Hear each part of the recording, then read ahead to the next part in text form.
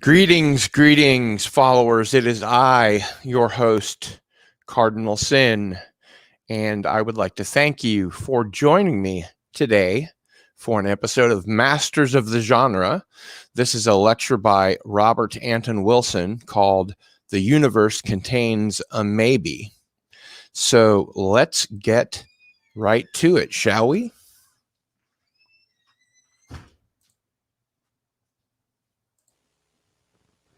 That's all there is to that. Okay, the topic, let's see, I already did my bit from Shakespeare, or was it Tennyson? I forget. Anyway, the topic is the universe contains a maybe. And I would like to propose that the whole world might go stark, staring sane if people use the word maybe more often. This seems like a simple enough semantic reform. But just think what it would be like if Pat Robertson or Jerry Falwell or any of them would be saying, maybe Jesus was the Son of God, and maybe God hates gay people. Think of the Middle East if the Arabs were all saying, maybe there is no God but Allah, and maybe Muhammad is the prophet of Allah. Imagine Psychops saying, maybe all the scientific research we don't like has flaws in the methodology, instead of all the scientific research we don't like must have flaws in the methodology. People don't give enough importance to maybes. The world seems to be divided up between theists and atheists. And I've never been able to see any sense in either of those propositions. I used to be an atheist a long time ago. I had to give up because I couldn't think of anything to say during a blowjob. I mean, random chance. That just does not convey the gravity of the situation.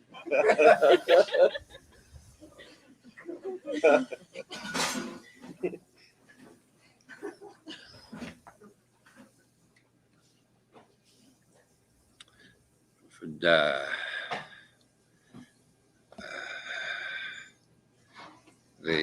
resident putsch, otherwise known as President Bush, is promising to give away huge sums of boodle to faith-based organizations.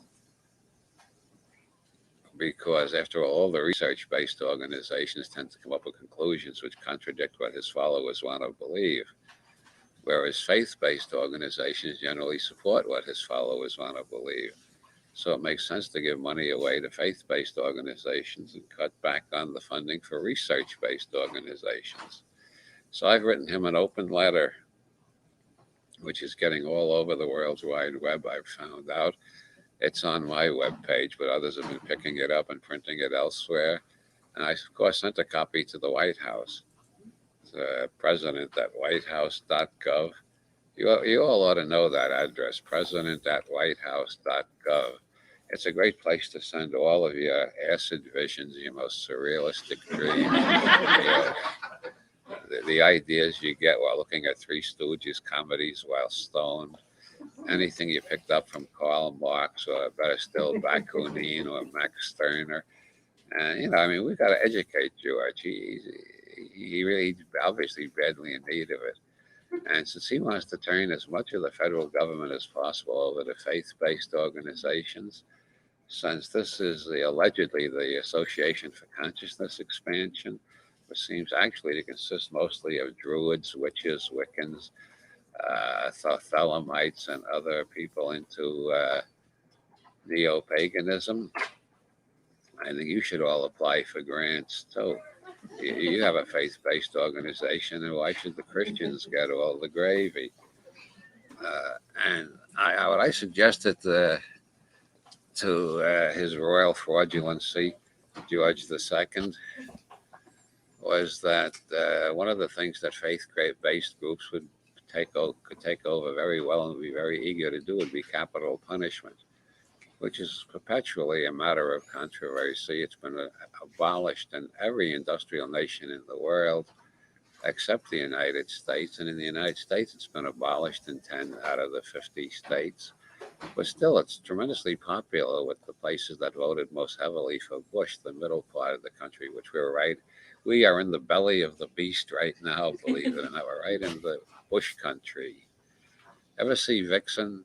That was the premier softcore porn movie of the 1960s, and it opened with that memorable line, Bush country, with a shot of jungle foliage, you know. Yeah, and when back in the 80s, late 80s, I was going around all my workshops, seminars, lectures, etc. I was pointing out that when I grew up in Brooklyn, quail meant vagina. That was the slang for vagina. So we had bush and quail in the White House, which was pubic hair and vagina. I thought, now we got bush and dick. Are the Republicans trying to tell us something? That we're just not getting the message. But if we did,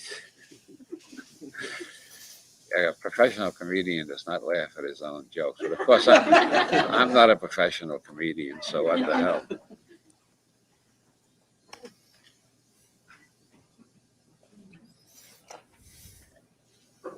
Now, if you look through anthropology and paleoanthropology, etc., you'll find out that human sacrifice goes back to the idea that if you kill somebody and scatter the remains over the crops, you'll have better crops next year.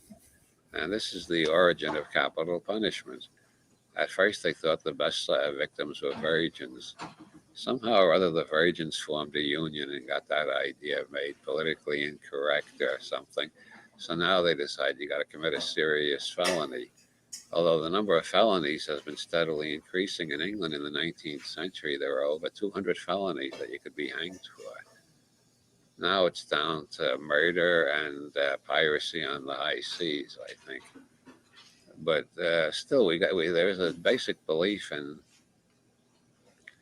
the unfortunate citizens who have less than 5 million brain cells. The average for human beings is 200 million.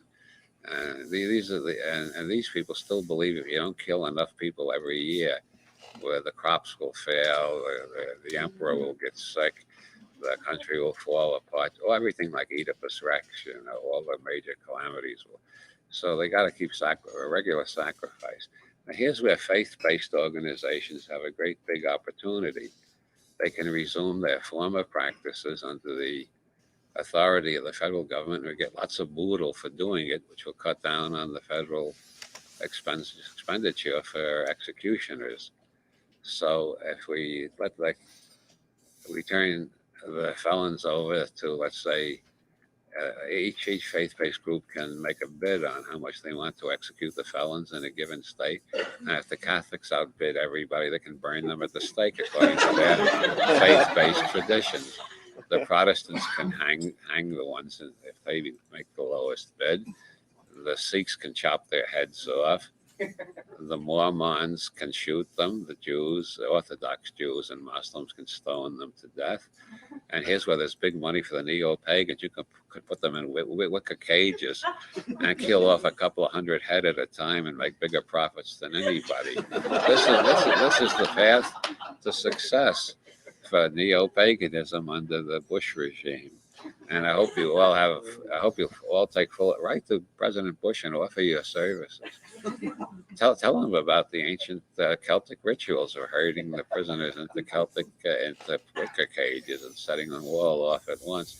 Tell him you'll add Roman candles, because I'm sure once the idea gets across, they want to do all this on television. Wouldn't you like to see the bishops with their mitres and those funny-looking hats, and the Pope with his yarmulke on and all this stuff, presiding over a burning on television? Now, this would knock NYPD Blue off the rating. It might even dent the Steinfeld reruns.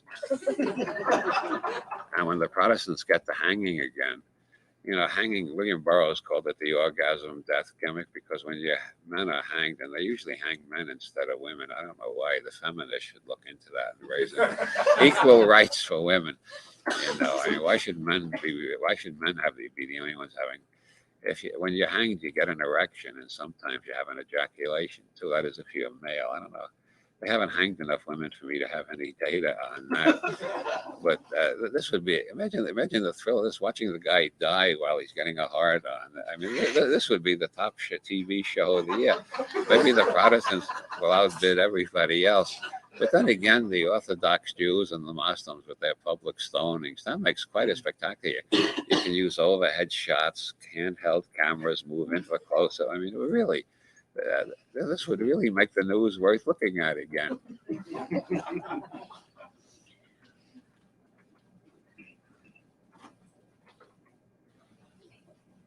And they could hire Anthony Hopkins as narrator, using not the Dr. Kellogg Midwestern voice from the Road to Wellville, or the English Butler voice, or any of his or his Nixon voice, or any of his but only the one and only Hannibal Lecter voice.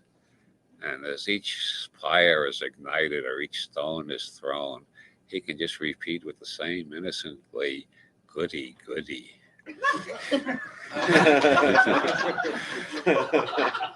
Yeah, Hannibal made $100 million its first week in release. So why did George? Well, we know why George Bush won, because his brother fixed the election for him, and the Supreme Court is as crooked as the rest of the government. But theoretically, he won because more people wanted him, even though you can't see that in the vote returns. But his major appeal was as an exponent of capital punishment. This is a very important thing to most of our fellow citizens. They really think the crops will all die if we don't do enough human sacrifices every year. Now, just imagine if we put a maybe in there. Maybe the crops will die if we don't do enough human sacrifices every year. Or maybe one sacrifice a year is enough, and every state doesn't have to do their own. So we can draw lots, and one person in the country gets elected to be the sacrificial victim for the crops. And then after that, maybe there'll be an experimental year, which they try not executing anybody and see if the crops come up anyway. We could graduate from the Neolithic to the Bronze Age overnight.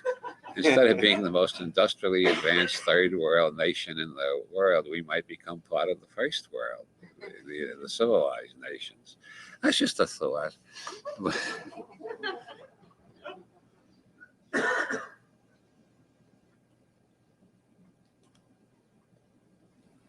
I watched the last Bush-Gore debate on acid.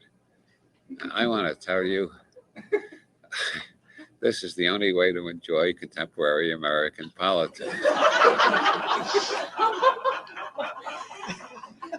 Here you got the most notorious pothead in Tennessee, according to everybody who ever knew him, arguing with the most notorious coke freak in Texas, according to everybody who ever knew him, about who can most effectively fight the war against some drugs. You ever notice they never say the war against some drugs, they say the war against drugs. I have a friend who told me her daughter who had some kind of flu or something. She took her to the doctor, and the doctor examined her and says, "I've got a drug that'll fix you up in a week." And the little girl screamed. She says, "I'm not supposed to take drugs. They told me in school." They never say some drugs. They say drugs, and children are being terrified of doctors now. I think behind all this whole war on drugs is a secret conspiracy of Christian scientists. They're the only ones in the country who don't use any drugs. They want to get us used to the idea that drugs are evil. So they start out with the ones that are controversial, and they keep repeating war on drugs, war on drugs. Now they're raiding herbal healers. They're going after midwives who don't even, midwives or midwives, the pronunciation varies from one part of the country. Yeah, they don't even use herbal aids, most of them, but they're just doing something different than the AMA. If I were a conspiracy nut like Richard Belzer, say, or Detective Munch, I would say the AMA is behind this whole thing. They want to put all the competition out of business. Fortunately, I don't indulge in paranoia. I only wallow in it. But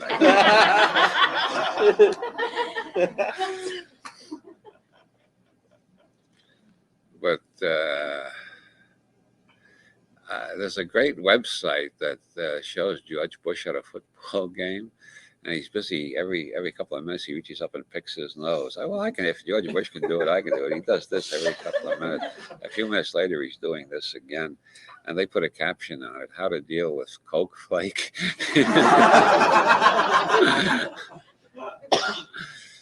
And I don't know what happened to that website. I put a link to it, and now it's dead already. But a lot of other anti-Bush websites are still up, so I don't think it's government. I think the person who put it up didn't have enough money to keep it up for more than a month or so. Alas, somebody else will put it up again eventually. I mean, if we're going to have a president like this guy, we might as well enjoy the humor of the situation, because in the immortal words of Hannibal Lecter, things which seem gross and offensive in the instant may become, with a slight change in perspective, somewhere between droll and riotously funny. And that's the way I prefer to look at American politics. It seems gross and offensive in the instant. But when I think it over, it becomes somewhere between droll and riotously funny. A pothead running against a coke freak on an anti-drug platform. Everybody's supposed to pretend they don't know the history of these guys, even though it's all over the internet. They still believe if it doesn't get in the mass media, nobody knows about it. They don't realize nobody believes in the mass media anymore. In 1998, I published a book called Everything is Under Control by HarperCollins, which has one of the best fact-checking departments of any publisher I've ever dealt with.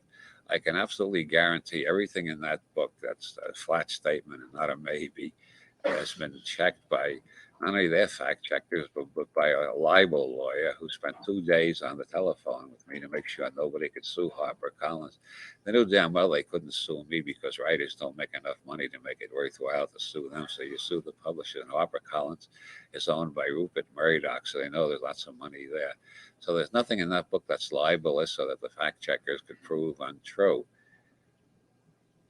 And most of the references are to the World Wide Web, because that's where you can find out what's really going on. I quoted in that book a poll taken by the Wall Street Journal and the New York Times and the Christian Science Monitor together that shows that 75% of the public doesn't believe what they read in the newspapers anymore. The percentage who don't believe what they see on TV news is even higher than that. It's like 85%. We all know the bastards are lying to us. But they never, and they get away with it because people are used to yes or no. And we every 4 years, to give us the sense that democracy still exists, they give us two goddamn motherfucking liars. And I mean, I like Shakespearean English, down to earthy English that describes what I'm talking about. I don't like prissy little euphemisms. So they give us two motherfucking lying bastard sons of bitches, and they say, choose between them. You're free. You can have a choice. Which lying bastard do you prefer to the other lying bastard? And you know what happened in this last election? Nobody won. Really. The official figures are Al Gore got about 22% of the vote. George Bush got about 22. I'm talking about the popular vote, got about 22% of the vote. Minority parties got 5% of the vote. And nobody got over 50% of the vote. Most people didn't vote at all. That's a vote for nobody. Now, if you count the votes for minority candidates as votes for nobody, that means nobody got 55% of the vote, more than Bush and Gore added together. So nobody should be in the White House. Nobody had the clearest victory in American politics. He beat both of his opponents. He both of them added together, and besides, nobody, you can trust nobody, as they say on the X-Files. There's a great website called the Bush Crime Family, which has the musical theme from the X-Files on it, by the way. Nobody will lower your taxes. You can count on that. Nobody can represent you better than you can represent yourself. And above all, nobody makes better apple pie than Mom. So Bush is obviously a pretender. He should get the hell out of the White House and let nobody move in.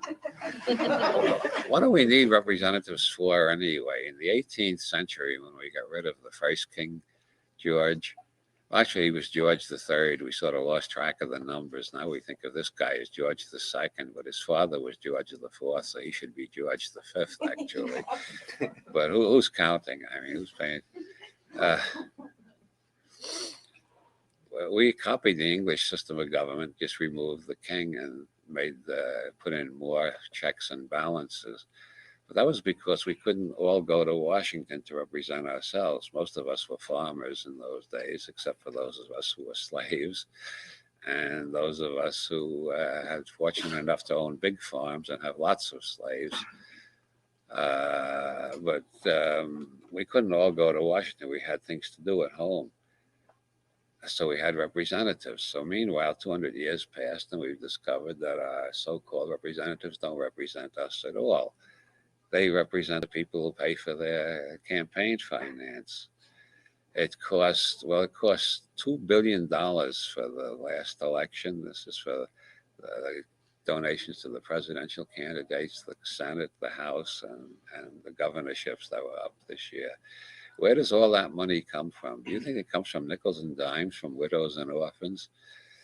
Well, look at Jim Hightower's website. He's got a list of corporations that donated over $500,000 to both Bush and Gore.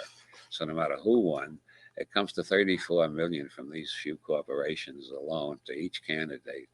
This means that whoever won, the corporations would still be running the country. We all know that now.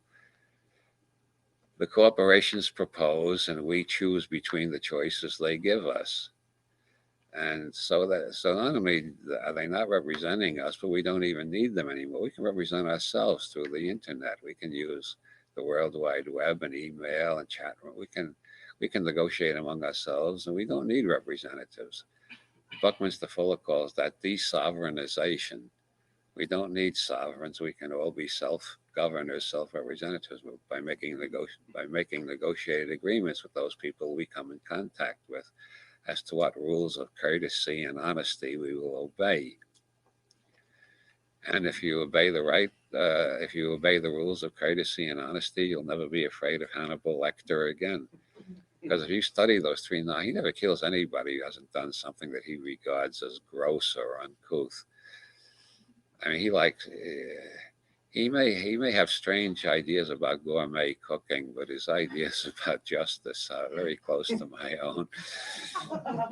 How many people here have read the novel Hannibal, the third in the trilogy? Only one? My God, you people don't have any literary interests at all. Well, I'm going to be a spoiler because there's been so much controversy about it already, and they're talking about how the movie has a slightly different ending. At the end of Hannibal, he lobotomizes a candidate for Congress, a Justice Department official of the most corrupt variety, the kind of guy that's given the Justice Department the infamous reputation it currently enjoys, who's running for Congress. And Hannibal kidnaps him and uses an autopsy saw to remove the skull cap.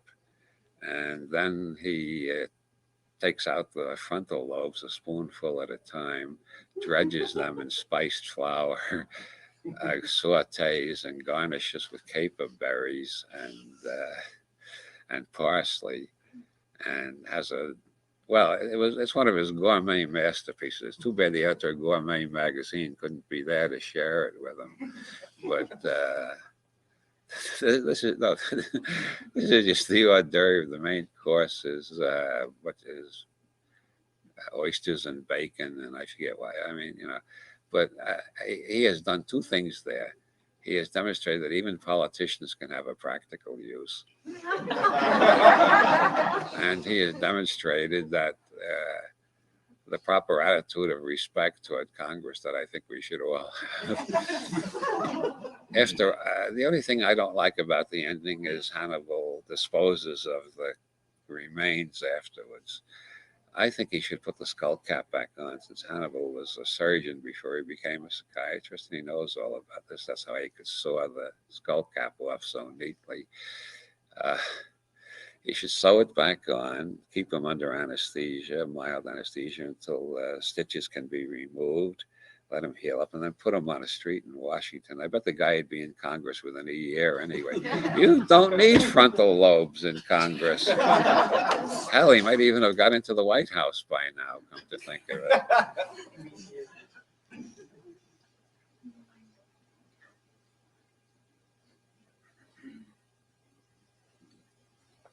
Maybe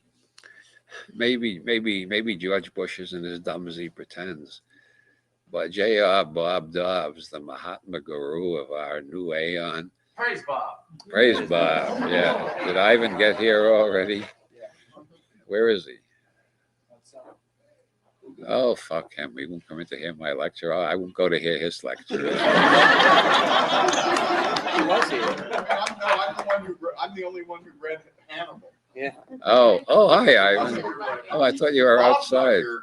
But, I mean, Bob Dobbs isn't here. He couldn't make it because something about a great deal on weapons in the Ukraine. He's signing some contract, breakaway Russian. Well, I'm glad to see you again. What the hell was I talking about? Oh, yeah. You don't need taste of congressman's brains. Yeah, well, just the frontal lobes. In the movie, Hannibal saves the rest of the brain and generously offers it to another passenger on the plane. His last words are, "Remember what Mommy told you. Never be afraid to try something new." I love Anthony Hopkins. I think the novel is better than the movie in every respect except one. The movie has Anthony Hopkins. Nobody can play Hannibal Lecter nobody can play anything like Anthony Hopkins. And he added a few lines to the script, of which my favorite. I've been practicing every day since I saw the movie to try to get Anthony Hopkins' intonation. Goody, goody. That's when he hears Clarice has been reassigned to his case. "Clarice, I hear they're going to have you on my trail again, and you will be crafting my doom, or trying to. Goody, goody." Anthony Hopkins says that voice was inspired by HAL 9000 in 2001. Anyway, as I was saying, if Christians would say maybe Jesus is the Son of God, and Muslims said maybe Muhammad is the prophet of God, we have a much saner world.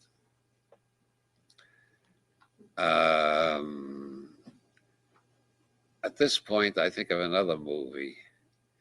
Believe it or not, I am talking about the same topic. I'm just approaching it from different angles. I was going to talk about Schrodinger's cat, but I've done the Schrodinger's cat rap so many times, I'll either leave it to the end or leave it out entirely. There was a chap named Elmyr something or other, maybe. Nobody knows his real name. He's generally referred to as Elmyr. He had several last names spelled different ways, and sometimes he had the title Baron Elmyr de Hory. Sometimes he was Louis Rene. He had quite a few names. He was busted in France for painting masterpieces. Nobody doubted that his paintings were masterpieces. They'd been authenticated by art experts. The only problem was he put the wrong signatures on them. Instead of signing them Elmyr, he signed them Van Gogh and Cezanne and Picasso and names like that. And this is known as art forgery. Now, Elmyr's claim is a signature. It doesn't make that much difference. If it's a masterpiece, it's a masterpiece. If it's not a masterpiece, it shouldn't be in the museum in the first place. The argument on the other side is there are some among us, the Illuminati or the elite or the experts, who can tell what's a masterpiece and what isn't. And it's not a masterpiece until they authenticate it. But they authenticated a lot of Elmyr's. So where does that put the experts? Well, when he got out of prison, he collaborated with a young American writer named Cliff on a biography of his whole career called Fake! Exclamation point. The exclamation point is an important part of the title. You got to know how to pronounce. That tells you how to pronounce it. Fake! You got to put emphasis in it. Also, it's a warning to the reader, I think. In the book, he confesses to painting over 1,000 of the acclaimed masterpieces of modern art hanging in museums from Tokyo all across Europe and all through the United States. The Cleveland Art Museum is mentioned, along with the Museum of Modern Art and the J. Paul Getty Museum. About 1,000 of the masterpieces of modern art. Now, all of the established art writers are all denouncing this book as a fraud. They say fake is a fake. He may have forged a few and fooled us a couple of times, but he didn't fool us 1,000 times.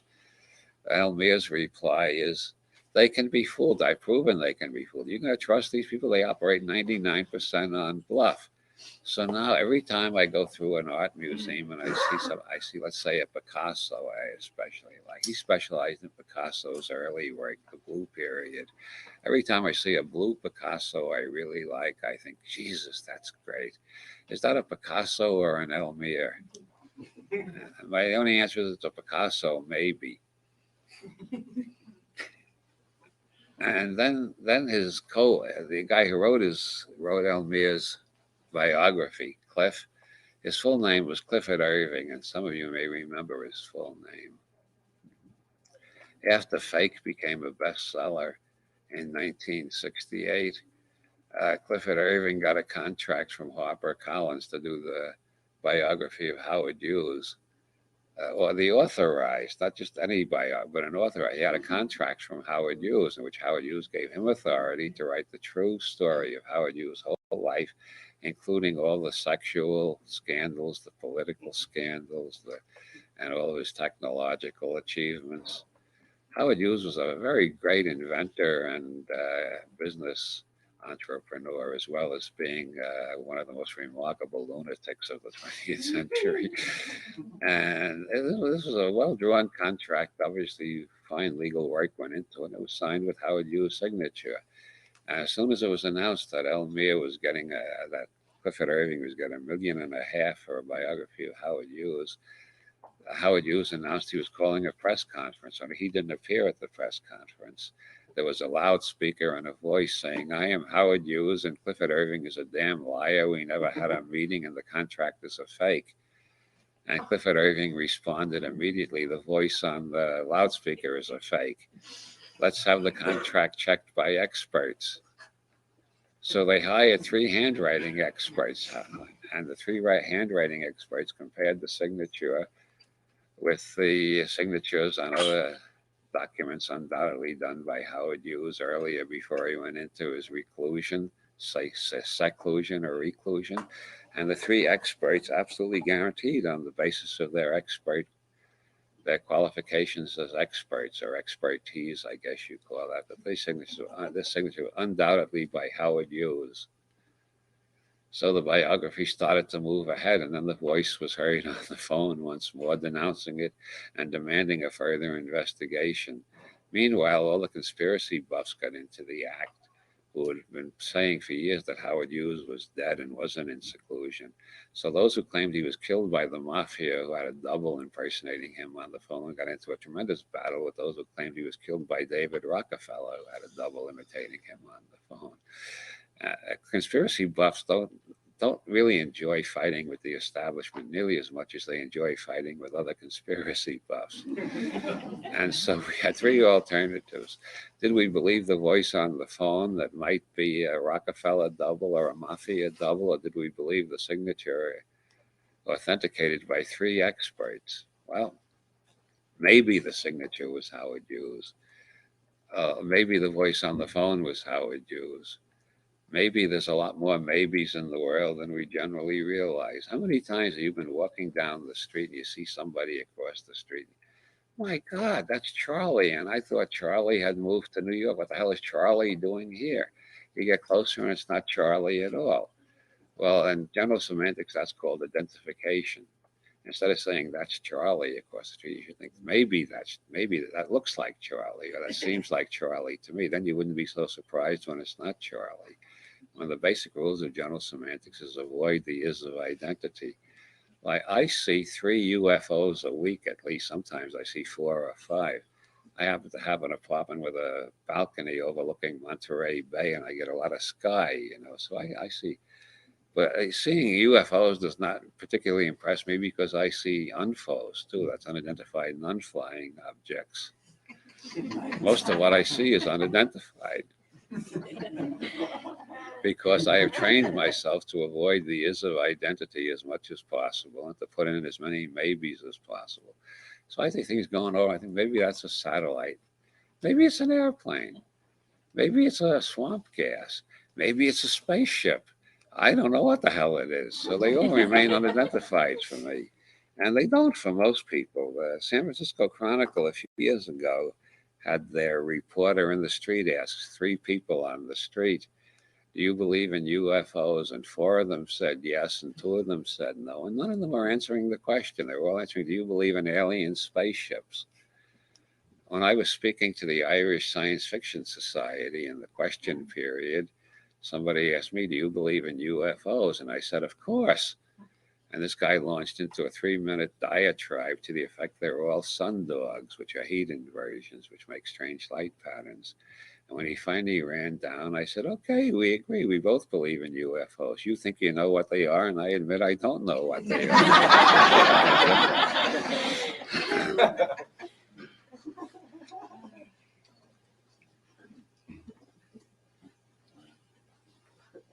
Well, eventually the publishers decided there was so much doubt, and the art critics criticizing Cliff Irving's first book, Fake, claiming that Elmyr did not do over 1,000 of the classics in our museums. And one thing and another, they canceled the biography, and Irving was even prosecuted for fraud, although Hughes never did come out of hiding.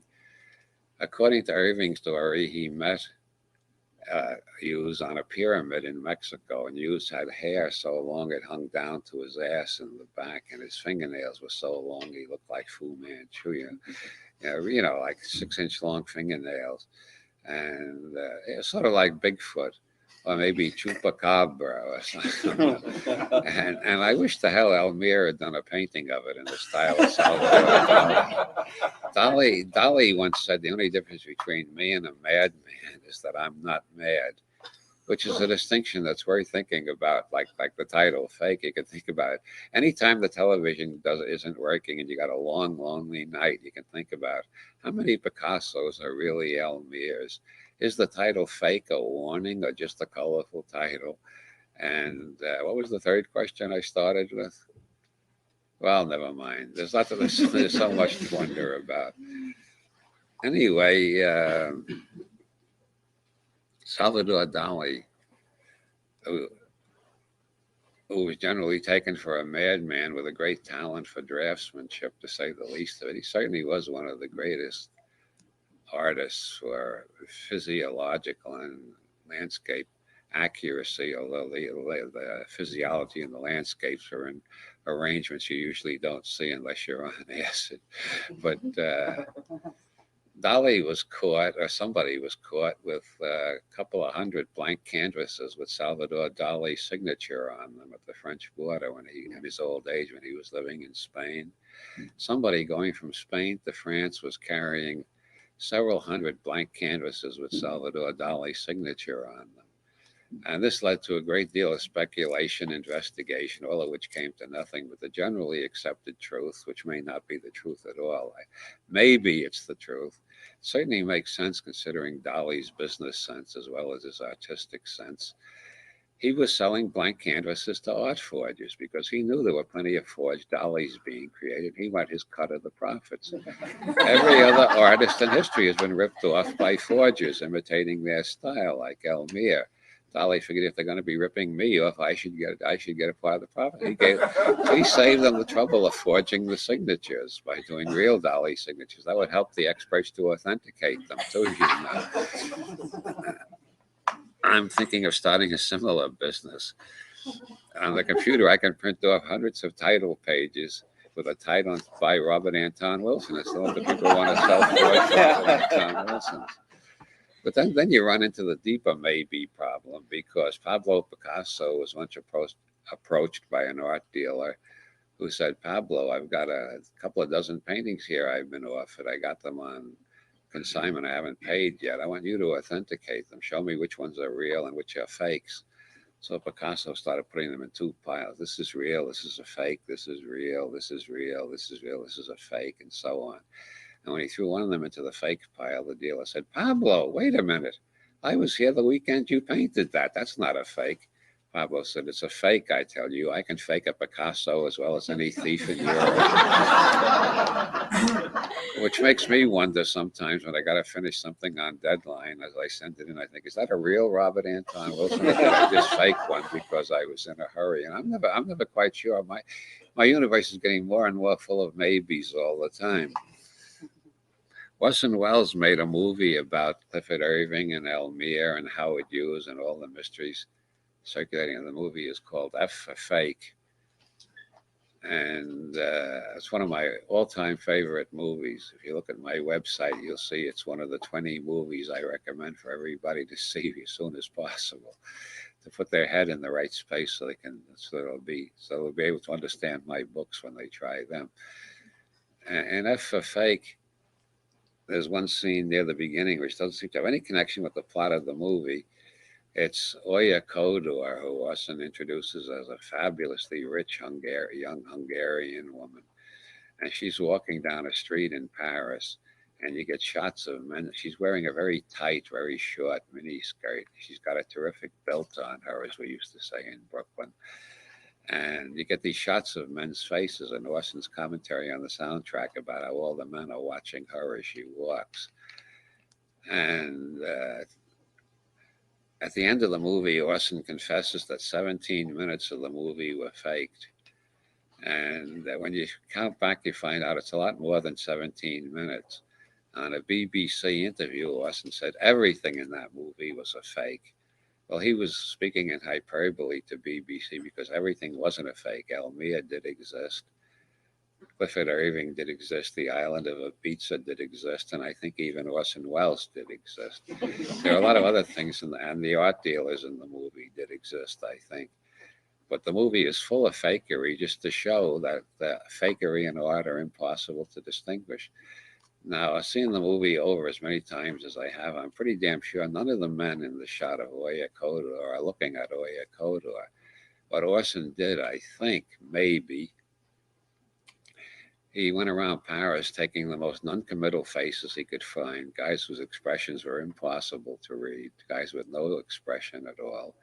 Then he intercut them with shots of Oya Kodor walking down the street. And in Conspiracy, with a technician called the sound mixer, he kept her heels clicking through the shots of the men's faces, so you think the men and Oya are in the same time sequence. And this is, of course, just a development from the witty type of editing that he did in his very first movie, Citizen Kane, where people in one scene seem to be answering people in another scene set 20 years apart in time. Welles invented the technique of wit as an editing device. Now, towards the climax of the movie, there's a scene where Elmyr is rationalizing that Elmyr was not only a great artist and a great art forger, if you can still see a distinction between the two.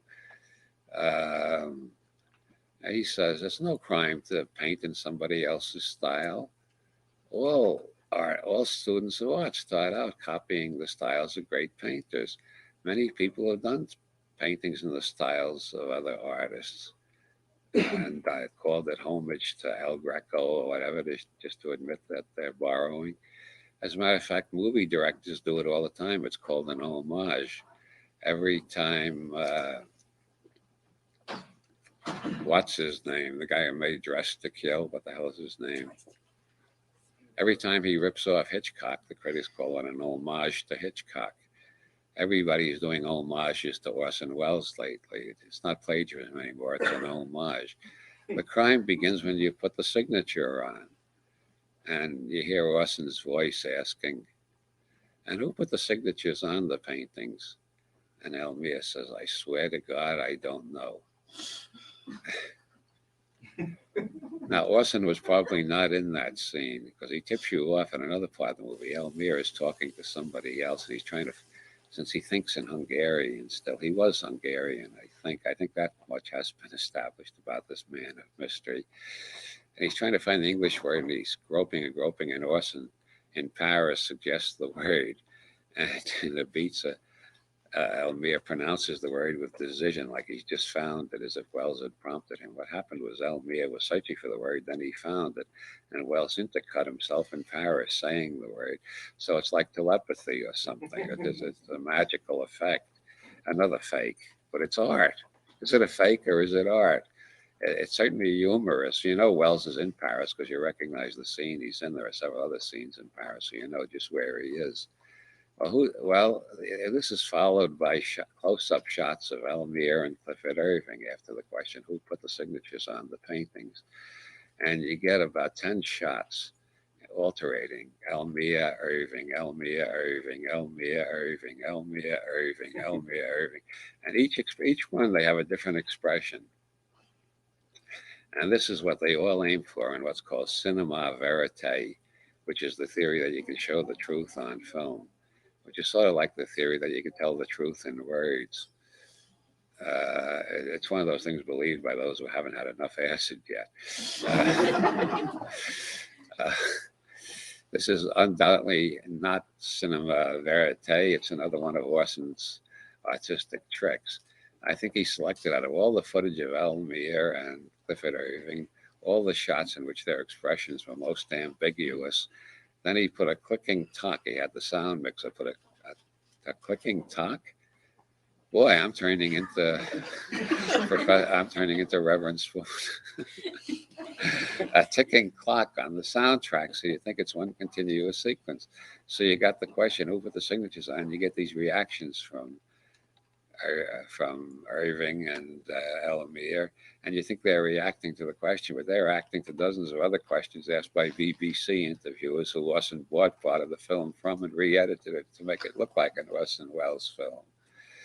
You see why I consider this a great work of art, this film, because it's the only film, well, not the only, but it's the film that goes furthest in introducing us to the maybe world. In 1933, 33, mystic number. 33 degrees in Freemasonry. Jesus Christ was 33 when he was crucified, according to legend. Dashiell Hammett on his 34th birthday said, 1 year older than Jesus, by Christ. It's got a lot of mystical connotations. In 1933, the atom was split for the first time. King Kong was released.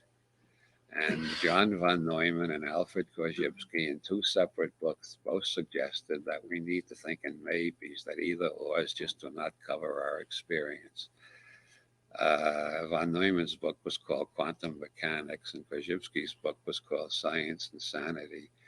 And von Neumann just suggested we needed three-valued logic in quantum mechanics. Everything in quantum mechanics can't reduce to an either or. We got yes, no, and maybe all the time in the quantum realm. Korzybski pointed out this applies to human perception too. I hit the table and my hand didn't go through it. And I hit the table again and my hand didn't go through it. That's why kids keep knocking food off the table. They are testing to see whether the law of gravity works all the time or only part of the time. Children are very intensely curious and they want to test everything. The art of being a parent consists of running around after the little darling saying, don't put that in your mouth and don't stick your hand in that electric socket, things like that. They want to test everything. An ordinary perception, I do workshops in which I do perception experiments. I don't have time to do any of them today, but you can try with your friends. Well, get my book, Quantum Psychology. That will do your head a lot of good, and it will do my bank account some good. And there are a lot of experiments in there which you can do with friends to demonstrate that everybody perceives a different universe. If I had you all make a drawing of this room, which is something I sometimes do, as it looks from where you are sitting, they would all look different because you're all sitting in different places.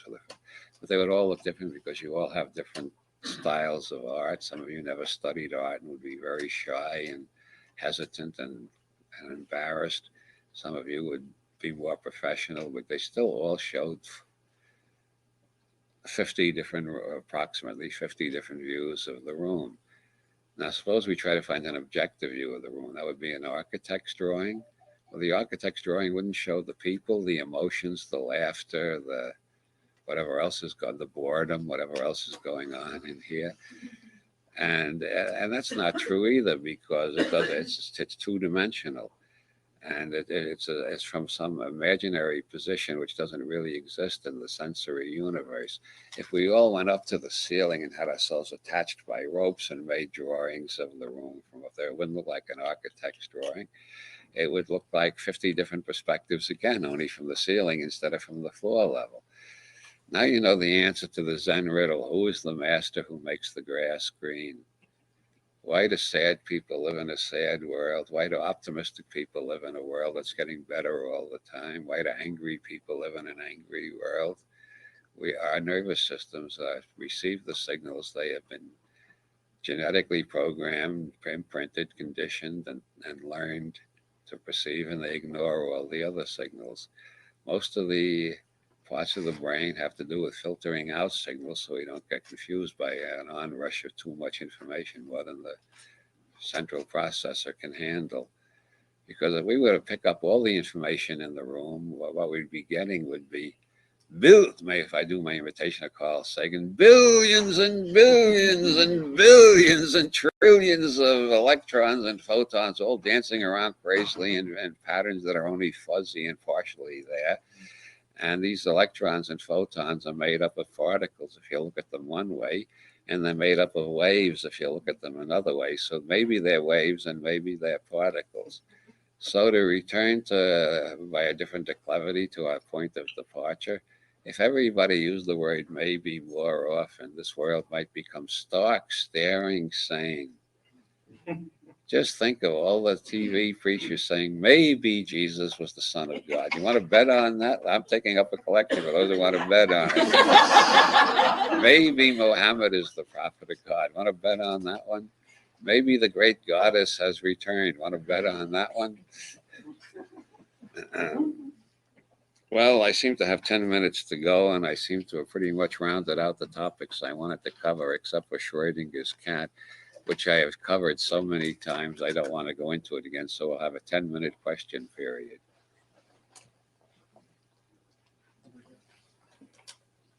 The thing with Howard Hughes, was that an irrevocable contract?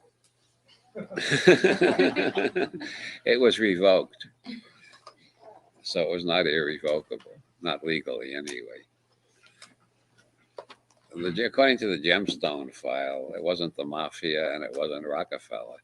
It was Onassis who was kidnapped, held him prisoner on an island in Greece, made him a heroin addict, and put an imitator in his place. So now we got 3 Howard Hughes theories, along with 5 wills. Any other questions? Did you, this has nothing to do with your earlier topics, but you looked at like the Gnostic Sophia stuff. I've been kind of involved with that, some of your earlier works lately, particularly Coincidence. And I was just wondering if you had any comments about the whole kind of Sophia. The what? The Sophia, you know anything about it? Well, I know the ancient Sophia. Yeah, like up I was kind of hoping you would have more to say, but I was somehow I have an association between that and the whole idea of like an intelligence behind coincidence, behind synchronicity, and that. Well, I can't comment on there's a modern Sophia movement or a cult or a church or something, No, or a it's kind of philosophical Gnostic school. revival. Yeah, kind of. Yeah. A what? Like a revival of Gnosticism. Yeah. Oh, well, I know a little bit about Gnostic. What? I think it's Phil Dick's fault. Probably, yeah. The science fiction writer. I know, yeah, I know Phil, yeah. Yeah, Yeah, his it's sci-fi obvious. novel Valis. A lot of people like. What I remember, I love Valis. I think it's a great novel. Well, what I remember best is that I'm almost quoted in it, but not quite. One dialogue has somebody saying, "Have you read Cosmic Trigger?" Robert Anton Wilson says, and he gets interrupted. And you never find out what that character was going to say. I said, I thought that was really cute. I think that's the best type of tribute. It makes people want to go out and read Cosmic Trigger to see what I said. I'm very grateful to Phil for that. Well, I don't know anything about what's growing out of Phil Dick's work except for the Phil Dick fan sites. I never read any Phil Dick, so. Read Valis, and then read Ubik, and then read all the rest of them. Yes. Have you ever read V for Vendetta by Moore? I can't remember. What was the first name? Alan Moore. I swear he wrote it right after he read Illuminatus. Like he had almost direct quotes from everything, like the Crowley quotes, the Hassani Sabah quotes, the Weishaupt quotes, like, all through it. Oh, well, plagiarism is the sincerest form of flattery. It's actually quite an amazing book. It's a comic, and it's really well done. Who's it by? Alan Moore. It's basically, How about Foucault's Pendulum? It's got all the themes of Illuminatus, and the 10 chapters are named after the 10 Sephiroth and the Tree of Life, just like Illuminatus. But like I say, it's the sincerest form of flattery. Besides hiring a lawyer, I agree with Lao Tzu, avoid the law courts. Yes. Believability aside, what's your favorite conspiracy theory? Well, what do you mean favorite? The most plausible or the most amusing? Amusing.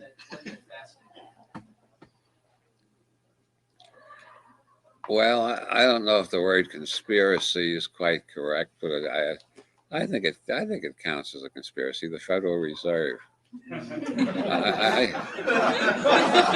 We're supposed to believe that if they print a piece of paper with the right decorations on it and wave a magic wand over it, it becomes money. Whereas if the mafia or you or me goes down in the cellar and does the same thing because we don't have the magic wand, it's not money. And people pretend to believe in this, so they don't even think about it.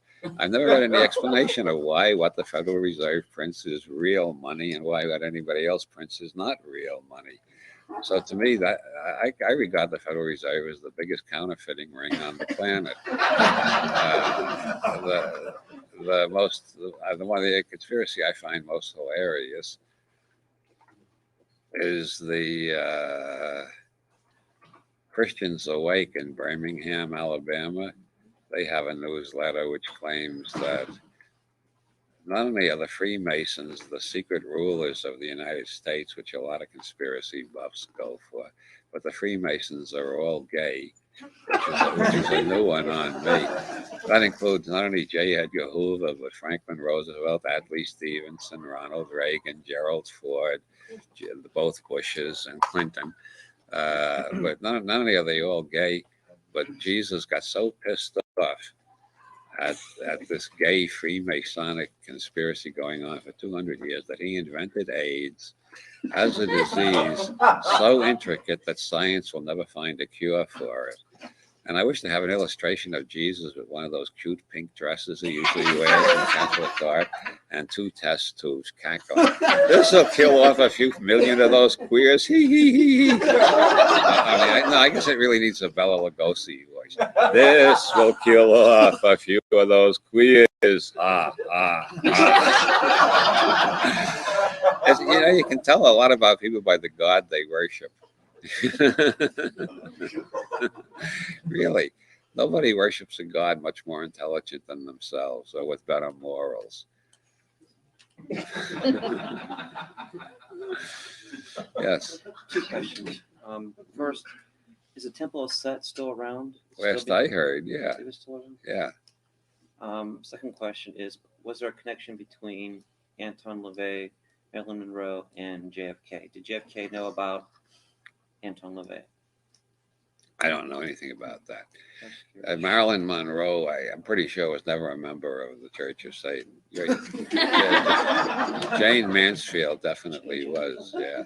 And her daughter is now the lead actress on Special Victims Unit. How's that for a weird jump? Yes.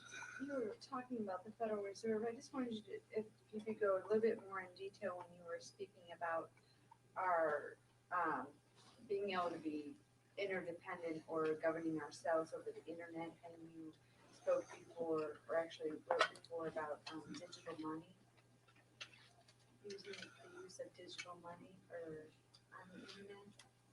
Yeah, well,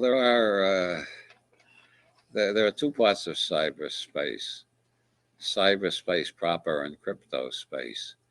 Cryptospace uses codes which are theoretically unbreakable for about 1 billion years. There are those who claim that they're getting faster and faster at breaking the allegedly unbreakable codes. But in crypto space, there are businesses going on using their own money, which they create for themselves for their own trade purposes, and they pay interest to nobody. If the Fed ever finds out about it, they will, of course. This has been done in regular space, a dozen times. Each time, as soon as the Fed found out about it, they had the government close it down. And you can read about that in a book called Native American Anarchism by Eustace Schuster. Or you can, there are several books about alternative banking schemes. Look at my recommended reading list on my website. Well, instead of a book by Benjamin Tucker, he doesn't go much into the history, but he goes a lot into the theory of how non-interest bearing currencies can be created for use within a group without anybody getting cheated and without anybody paying usury at 60% for the 60th time the same dollar goes around. Yes. Was Nostradamus' prediction on President Bush a fake prediction? The village idiot? That's fake. Well, maybe. But I suspect the Nostradamus thing was so clear that I can't believe it's Nostradamus. Nostradamus usually seems to have at least 12 possible, which is why he's so popular. Every generation you can find new meanings by just reinterpreting. This one seemed to refer so specifically to his royal fraudulency that I think it must have been invented. Although I got a great letter on my saved file that somebody sent me who found 14 references to Bush and Finnegan's Wake. I think Finnegan's Wake is more reliable than Nostradamus, actually. I think it's time we clear it out and let the next crowd in.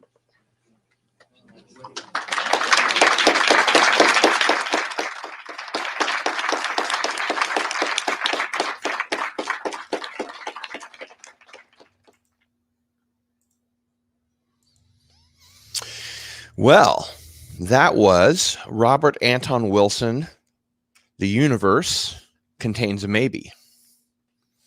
And our next Robert Anton Wilson on tonight's Masters of the Genre is called Robert Anton Wilson and a Map of Cosmic Consciousness. So we'll go ahead and get that ready to go.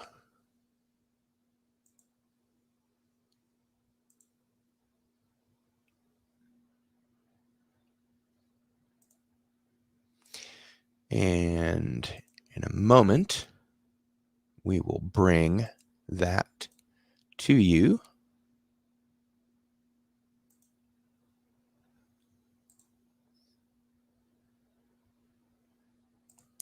One moment, please.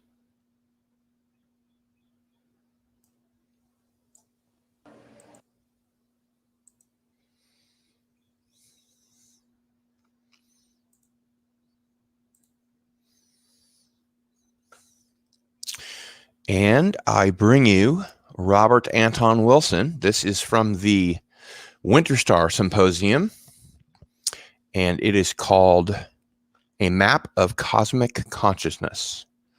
Please enjoy.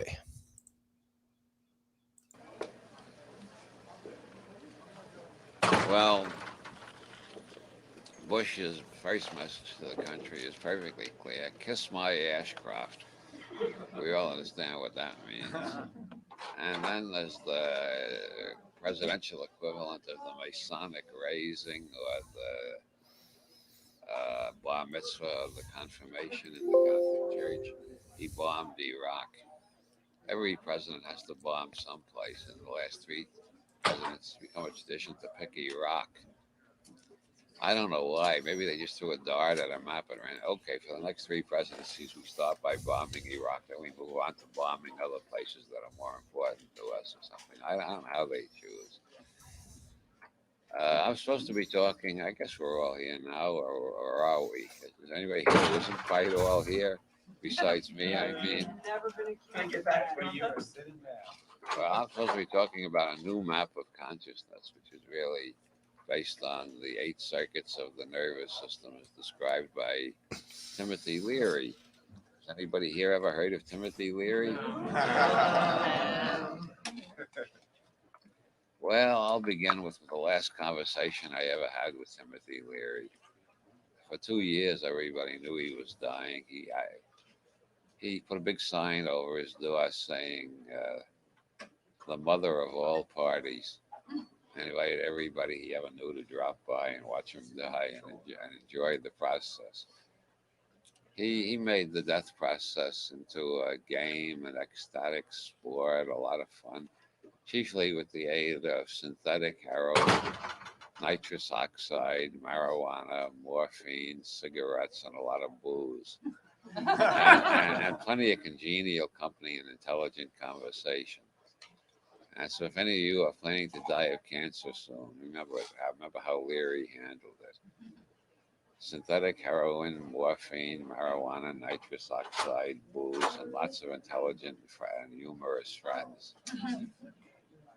Anyway, as I was leaving the last time I was there, knowing it might be the last time, not knowing how many days he had left, I said, Timothy, I want to tell you something. I've met Buckminster Fuller, and I still think you're the most intelligent person I've ever met. I've met George Carlin, and I still think you're the funniest person I ever met. Tim, you are wonderful. And he looked up at me and he said, Bob, you're a great judge of character. And off I went, and we never spoke again. A month after his death. If you'd like, you can use this. Anybody having any trouble hearing me? Yes. You mean most of you can't hear me and you haven't been complaining? Boy, what a crowd of saints and martyrs. Would you like to hold it? Oh, no, is it close enough now? Okay, everybody in the back who missed all the Leary material, you can ask somebody in the front what the hell. I don't think I should do it all over again. Besides, I probably can't remember it. I have found a new way to get high and stay spaced out for hours, and the government can't take it away from me. It's called senility. It has 4 major characteristics. The first is increase in long-term memory. I can wheel myself from my computer room to my kitchen or walk on my walker. And on the way there, I can remember a fist fight I had with a kid named Billy Batson when I was in 1st grade, which was 63 years ago. I can remember what he looked like. I can remember the look on the face of the nun who tore us apart and told us no fighting was allowed in the schoolyard. It all comes back. Then the second thing is decrease in short-term memory. I get to the kitchen and I can't remember what I went to. And the third, I forget what the third is. And the fourth is I don't give a fuck anymore, which is my version of an old Chinese proverb. The wise are Confucian in good times, Buddhist in bad times, and Taoist in old age. I think I'm old enough to be a Taoist now. And after years of vehement and passionate study of the ideograms of the Tao Te Ching, I think I've summarized it all into a couple of words. Fuck it. If you can't fuck it, ignore it. It'll go away. Well, You know why there's so many different translations of the Tao Te Ching? Because Chinese ideograms aren't like alphabetical languages. To translate from any language to another is difficult, almost impossible. It's an Italian proverb, which I used to be able to say in Italian, but due to my increasing senility, I just forgot it. So I'll say it in English. To translate is to betray. That's true from any Indo-European language. In other words, when you get outside the Indo-European framework, you start translating from the Chinese. You got a million possible alternatives of what kind of English. In the first place, the Chinese doesn't have the subject predicates form. If you translate the way the ideograms flow, you sound. Don't take my water away. At the end of this, I'm planning to do a high diving act. Some people think this really is water.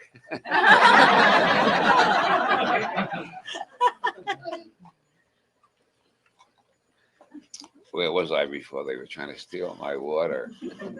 Chinese ideogram. Oh yeah, I never used to dare to try any Chinese in public for fear somebody would actually know some Chinese and correct me. I got very stoned at the Prophets Conference in Palm Springs, and I actually quoted someone, the Chinese woman sitting at the table, and she said, "Say, your accent is quite good."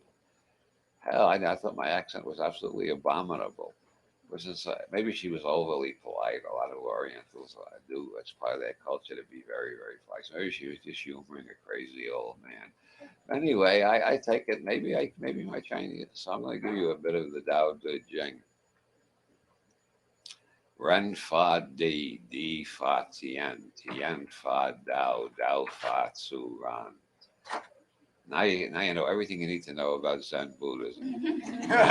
All you got to do is translate the ideograms, and I'll do them one time. Ren is the easiest one. It means humanity or people. Now we come to the hardest one, fa. As a noun, it means a model or a copy or something a sculptor makes as a rough sketch, or it means what they use in casting metal. First, they make the impress on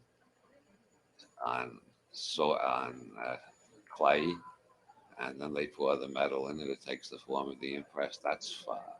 But fa is also a rough draft of a statue.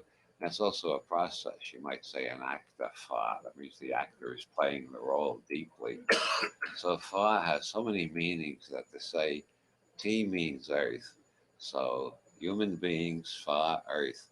They're modeled by earth, or they are a model of earth, or earth is modeling them, or they're modeling earth. See why it's so hard to translate from the Chinese? You got to get out of the subject predicate. I'm putting it all into the subject predicate form, but let's leave it out of the subject predicate form and just say humans model earth. No, you might take model as the verb there. Humans modeling earth. Okay, then the second stanza was Ti Fa Tian. That's earth fa, the universe. Make up your own mind what fa means from the context. It's like I say, it's copying, modeling, faking, counterfeiting, art, or just the influence of one thing on another. Now we come to the third line, which gets more interesting. Tian Fa Dao. The universe Fa Dao. What's Dao? Well, sometimes translated the way, sometimes the path, sometimes nature, sometimes nature's way, sometimes nature's process. Ezra Pound translates it the process. So far we got humanity shaped by earth, earth shaped by universe, universe shaped by the process. Well, the universe is not a static thing, but something that's evolving and growing and changing all the time. And now we get to the real killer, Dao Fa Tzu Ran. Dao is some kind of intelligent movement, by the way. It's got the ideogram for intelligence and the ideogram for moving feet in it. So it's moving intelligence. By the way, I should have told you that right away, shouldn't I? That would help you, the Dao. The Fa is the kind of model you use in metalworking. That's what it was in early way back at the dawn of Chinese history when the language was being formed. Now we come to Su Ran. Su is easy. It means self or a person or the one you're talking to. Or it can mean somebody you're honoring, like Kung Fu Tzu, Lao Tzu, Mang Tzu, etc. Ran is, I give up on Ran. I think. Well, Alan Watts translates Su Ran as self such, if that helps you in any way. I think the best translation is Tao Fa Tzu Ran. The Tao just happened. That happens. Tao happens. Shit happens. You ever notice you never see a shit happens bumper sticker on the back of a Rolls Royce? Well, I've been illustrating a simple principle of neurolinguistic programming. The language you speak tremendously influences, some would even say determines your perceptions. You just can't perceive outside the language structure you're familiar with until you get the third joint goes around. But aside,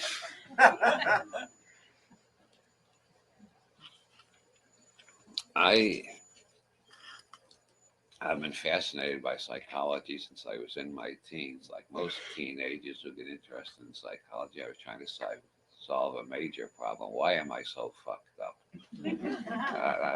That's one thing you go to any college and you look at the psych majors and you look at the rest of the students, and obviously the psych majors are the ones who look obviously like they were all fucked up. That's why they're trying to find out in psychology, how did I get fucked up and is there any way to get unfucked? And I've been working on it for over 50 years now, and I seem to be still all fucked up.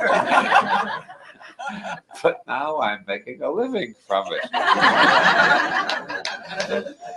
Anyway, in all the psychology I've read, I think the best model of the human brain is in the later works of Timothy Leary in the 70s and early 80s after he got out of prison. He made some very important discoveries in the 60s, which I think will be, if we ever have a free scientific community again with free research and all those things that were so bitterly fought for in the Renaissance, if they ever come back again and the Inquisition goes away, there's Alan Watts told me the worst error of historians is their belief that the Roman Empire fell. It never fell. It still controls the Western world through the Mafia and the Vatican. And it's taken me about 30 years to realize how accurate that judgment of Alan's was. And the other major error of historians, I forget. Oh, well. Well, moving onward. From now on, I'm not going to let anybody persuade me to have any marijuana before I do a speech.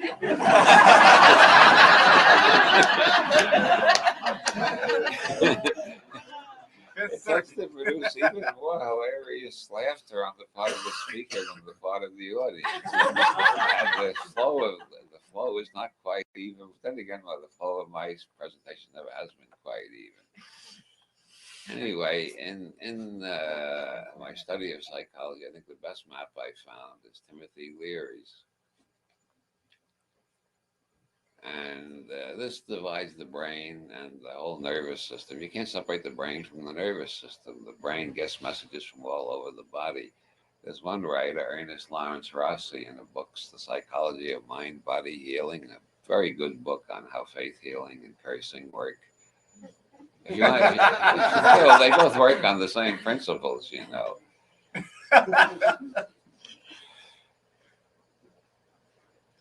He uses the term brain body, one word without even a hyphen in it. Einstein revolutionized physics by joining space and time into space-time. And now when physicists are forced by circumstances or problems they're facing to have to refer to either space or time alone, they put space in quotation marks, space in quotation marks hyphen like, space-like intervals, and time in quotation marks like intervals, because the space-time continuum makes much more sense than trying to divide them into space and time. Lawrence Rossi proposes, instead of thinking about mind and body, we think about the brain body, and we think of how the different circuits in the brain body work together. That's just what Leary was doing back in the 70s. Now, you all know how the carpet tastes. You all know what this kind of slipper tastes like. You know how the flowers in the pot, we must have some flowers or anything. You know how those flowers up there taste. You know how the dirt in the flower pot tastes. You know all those things. You've forgotten most of them, but you spent the first several months of your life crawling around, tasting everything, and your parents. Parents are human beings suffering from a form of mental illness that makes them believe they know how to raise a child. I was one 4 times over, which is why I don't trust myself at all. Being a parent consists of running around after them saying, "Don't put that in your mouth, don't put that in your mouth, don't put that in your mouth."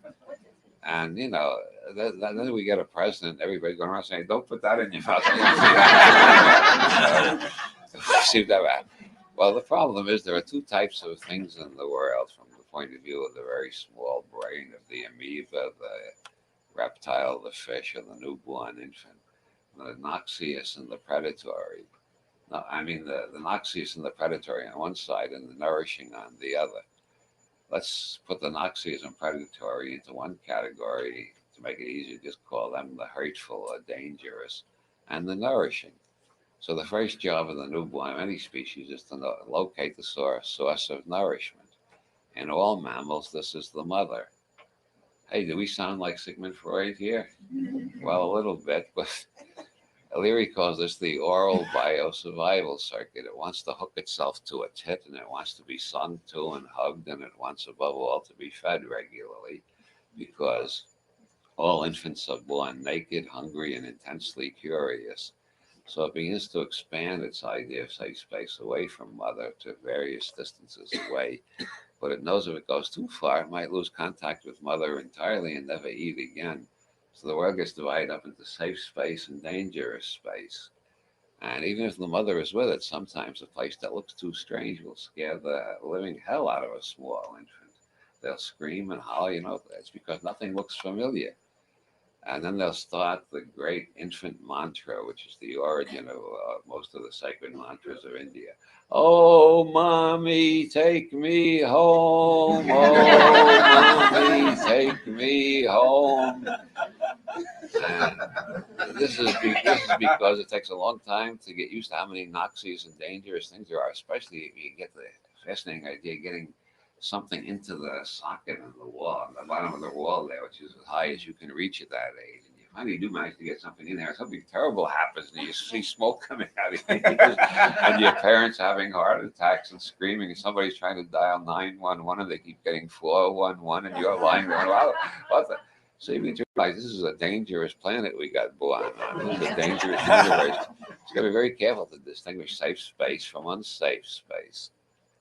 And these are the basic parameters of the infant biosurvival cycle, which we all still have in us. That's part of our brain. Every time we turn the corner, the infant biosurvival cycle goes on. Is this safe or is it dangerous? Is this going to eat me or should I eat it? And that's why we have so many food taboos. I have a book I keep on the coffee table in my living room for all my visitors, just in case a vegetarian wanders in. It's called Oral Sadism and the Vegetarian Personality. And it argues that everybody has a sadistic component. The people who hunt animals and kill them and eat them, they're getting rid of their sadistic component in a natural way. The reason violence was built into a lot of animal species. Vegetarians repress their sadistic component, and then they let out in the most cowardly form possible by attacking vegetables that can't fight back and they can't even run away. I'm arranging to have a new cover put on this book, so the author's name will be Hannibal Lecter. I think this will give everybody draws the line somewhere else. I know people who will eat fish, but they won't eat post-Piscean, anything from post-Piscean evolution. Well, they don't like reptiles. Nobody likes reptiles because they look ugly. We think if an animal looks ugly, we wouldn't like eating it. But then there are those who will eat fish and chicken, but they won't eat the higher mammals like cows and pigs and so on, which remind us of our relatives all too uncomfortably. and then there are those who will eat anything except human flesh. They'll even eat chimpanzees. People in Africa eat chimpanzees, which look a lot like human beings, but still they go right ahead and eat them anyway. And then there's Hannibal Lecter, who draws the line at the side. He will eat anything that looks tasty and seriously pisses him off. The way to have a long and happy friendship with Hannibal is never to seriously piss him off. Ask Clarice Starling. It works for her. It works for Barney the orderly. Just don't seriously piss him off. He draws. We all have our own set of food taboos, and Hannibal violates almost everybody's. But he doesn't give a fuck. He's old enough to be a Taoist, you see.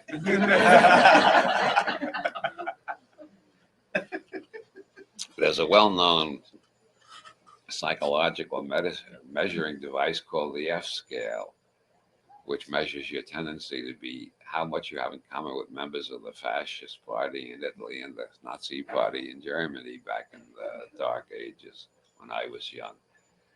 And this F scale is usually hidden inside a longer test to make it harder for the students to realize what's being measured. One of the traits of that shows a high that correlates with a Nazi-like personality is extreme anxiety about exotic foods. The fear of eating something that you haven't tried before. And that usually goes along with disliking foreign ideas, foreign art, foreign movies even. And it builds up to a crescendo of, well, I had an uncle who not only hated blacks and Jews and all the usual minorities, he hated squirrels too. He called them tree rats. And you hate a group, you always make up a nasty name for them to reinforce your hatred. So you repeat the nasty name over and over again to reinforce your hatred. That's how you keep hatred going. The reason hatred is necessary is because without hatred, we might get bored. You see, we got to have some emotions. And if you can't have joyous emotions, and if you try to have a joyous emotion, you'll find any possible way of feeling real ecstasy, the government has already passed a law against. The joy is very much controlled. They're very much afraid of that. But they don't care how much you hate people. The worst you can do when hating people is kill them. They know what to do about that. They kill you. That's simple logic. 1 + 1 = 0. If somebody commits a murder, then you commit a murder, and the total adds up to 0 murders. Only sentimental humanists and secularists and agnostics and other heathens like that claim that 1 + 1 = 2, and we don't need them.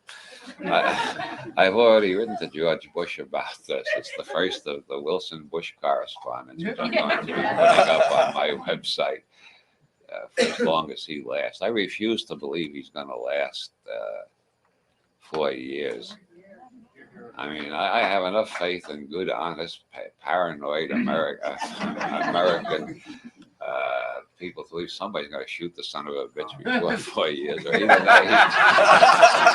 that or he's going to be impeached. See, I'm an incorrigible optimist.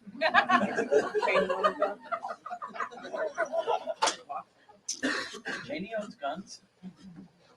Yes, that's the one thing I agree with him about. I never believed in owning guns until he got elected president. And I thought we need all the guns we can get.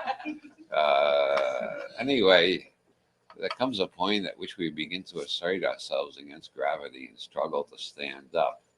I have a unique, Leary calls this the emotional territorial circuit. I have a very special and unique insight into that because I learned to walk twice. I had polio twice, and each time I recovered and learned to walk. Now I've got post-polio syndrome, and I walk part of the time and ride around in a wheelchair part of the time, which I don't find objectionable at all. It gives people a chance to exercise their kindness. It makes life, it makes it easier to get from one place to another when I'm tired. But I know the struggle against gravity And most children prefer to do this at the top of a flight of stairs. Look what I can do, mommy. Look, and you got to catch them before they come down. This emotional territorial circuit has to do with achieving a position in the power structure. You find out we're social animals. We have a hierarchy, just like the chimpanzees that Reverend Stein was talking about in here. Well, some of you must have heard Reverend Stein's inspirational talk. Yeah, but we have a power hierarchy, so they got to find out. They got to find out where they are in the power hierarchy. The only way to do this is by fighting back against authority, which leads to punishment. You find out who you can dominate, who you have to submit to, and depending on the accidents of imprint vulnerability, you can imprint the timid personality that submits to everybody and is always afraid. You can imprint a personality that tries to dominate everybody, including your own parents, in which case you end up in a juvenile home by the time you're in your mid-teens, and then you go on to do postgraduate work at a place like Folsom, where you learn safe cracking and and lock picking and sodomy and sadomasochism and all sorts of useful subjects like that if you intend to be a real rebel against society. And so we've got this forward back of the oral biosurvival circuit. How far is it safe to explore? Those who do the most exploring almost always get reputations as liars or lunatics. Hey, you know what I saw on that new continent I found? I saw a bird so goddamn big it was taller than people, and it ran. I put its head in the sand whenever it heard a loud noise. Oh yeah, tell that one to the sparrows. Hey, I got this here device here. You can see spots on the sun. Take that and shove it up your ass, Galileo. The Bible says there aren't any spots on the sun. It's always dangerous to be too far ahead. On the other hand, if you're too far behind, you get lost eventually, and you're left like Imogene Coca asking, did I walk away from the May walk, or did the May walk away from me? So most people imprint the position somewhere between overly innovative and overly conservative, or they imprint the position as extreme as you can possibly get, and spend a lot of time in psychiatry, because not of their own choosing, but because their neighbors or a court or somebody has ordered them to have therapy for visa. And then you got the forward, back, and you got the up and down. Now we're in two-dimensional space. At this point, we learn language, and Euclidean geometry is implicit in the Indo-European languages. Euclid merely codified it, and pretty soon we're in 3 dimensions.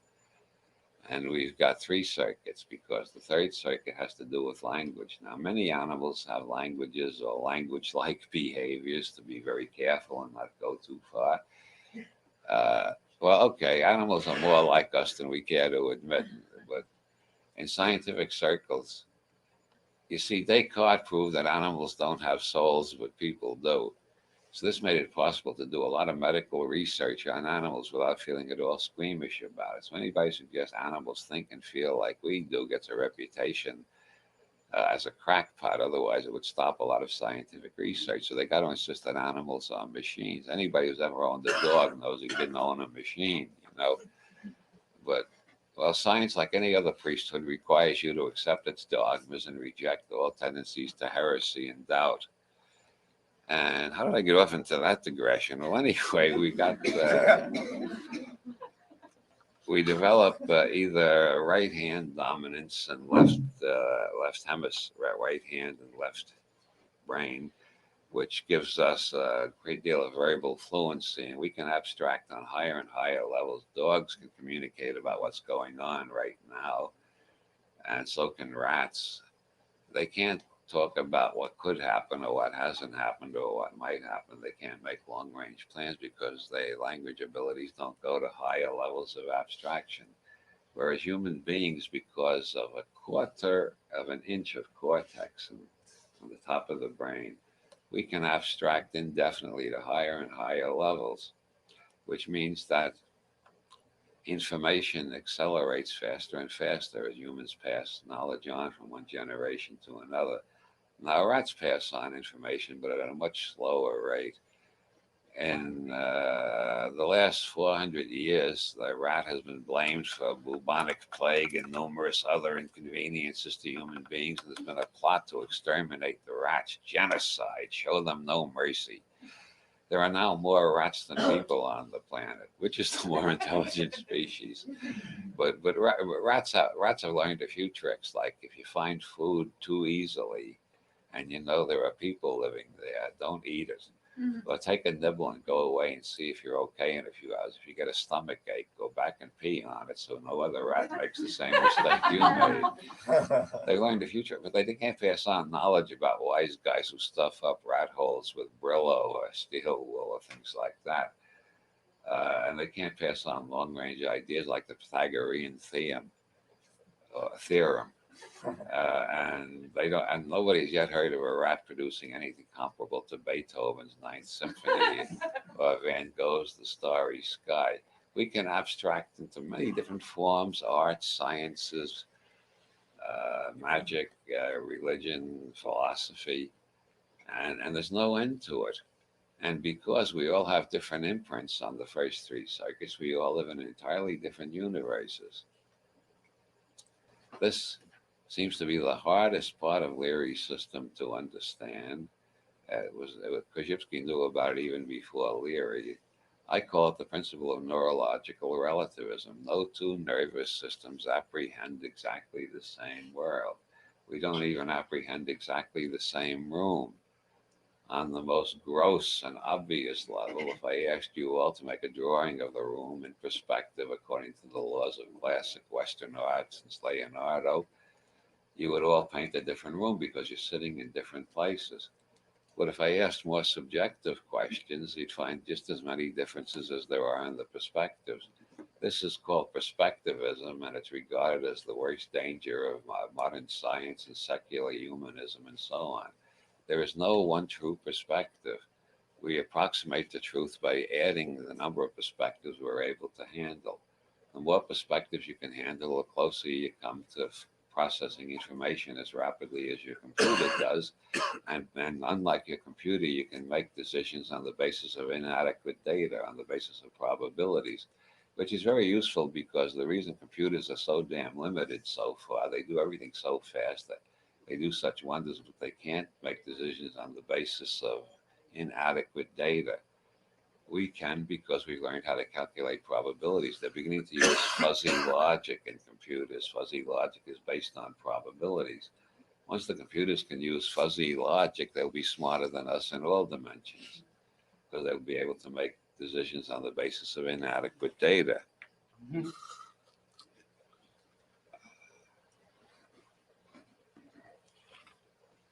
What I call the jumping Jesus phenomenon derives from this third circuit abstracting on higher and higher levels, which is why the Chinese live in an entirely different universe than us. They've had 5,000 years to build up their reality tunnel based on ideogrammic thinking, and we've had 5,000 years to build up our reality tunnel based on alphabetical thinking. And there's a very good book called The Alphabet versus the Goddess. Since we got a lot of goddess worshippers here, you really ought to read that book and see what a foul conspiracy lies behind alphabetical thinking. Well, it's not exactly a foul conspiracy, but it's if you can learn mathematics or a little Chinese, you'll suddenly begin to realize how limited all the Indo-European languages are and how they force us to say things that just ain't so because we want to sound grammatical. And to sound grammatical is to distort nature, which is not broken down into subjects and predicates. But anyway, the jumping Jesus phenomenon is based on a French statistician named Georges Yandela, who estimated the number of bytes of information available to humanity starting at the year of the alleged birth of Yeshua ben Yosef, whom the Goyim call Jesus Christ. You've heard of him? That's a very Western chauvinist place to start, but unfortunately that's where Yandela started.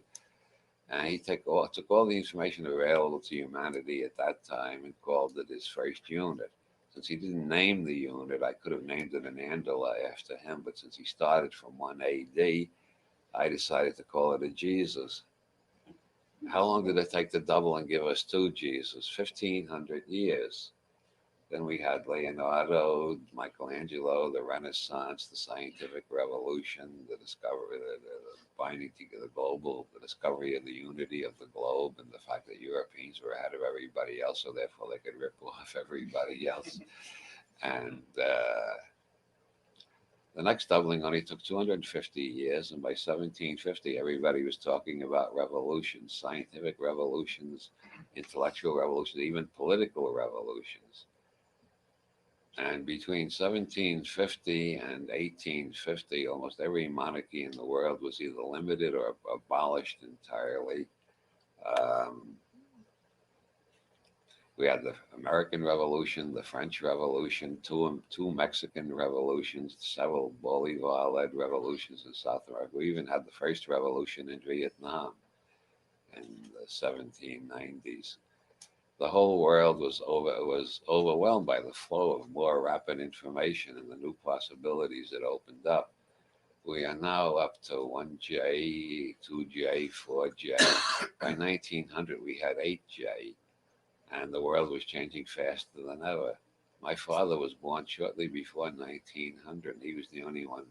He was part of the generation, the only generation to ever live through a doubling of knowledge, because knowledge doubled again by 1950. I mean, information in terms of measurable bytes that you can calculate with a computer.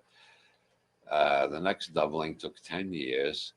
Only in the 1960s were unleashed on us, and we're still reeling from the 60s, and we're still not entirely recovered from all of it. Meanwhile, knowledge is going on, doubling. It doubled by 67 and again by 73, by which point we were up to 256J, which meant that somebody in 1973 could, if they had the resources, the time, and enough methamphetamine and never slept, they could find 256 bits of information for every one available to the most knowledgeable person in 1 AD, or twice as much as were available in 1967, only 6 years earlier.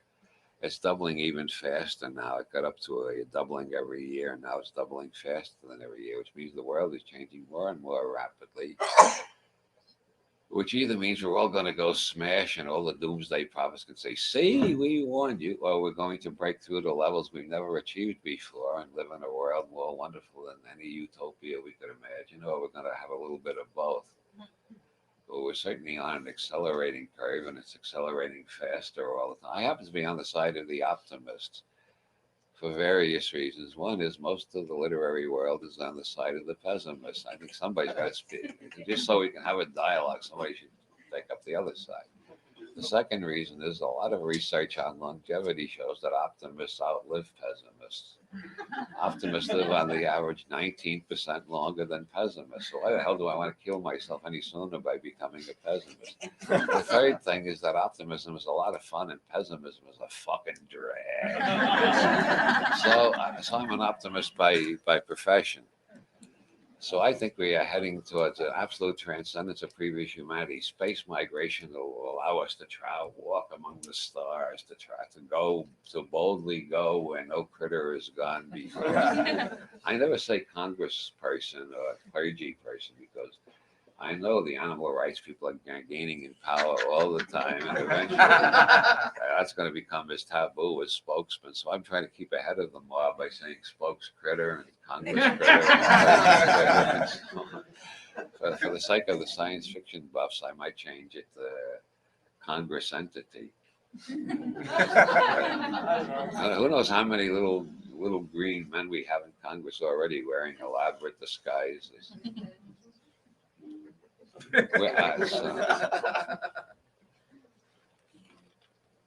And every child is born into an Umwelt, a culture, an emic reality, which programs their brain to receive certain signals and ignore others, which is why it's so hard for people from different cultures to understand one another, and requires good effort and a lot of work on both sides before they begin to get over the idea the other guy must be nuts because he's nothing like me.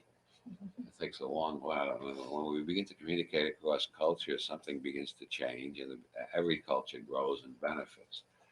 The timid, conservative, the one with an infophobic imprint on the First Circuit, the ones who are afraid of exotic foods and exotic ideas, etc., they put up the longest trouble and kick and scream and fight against it.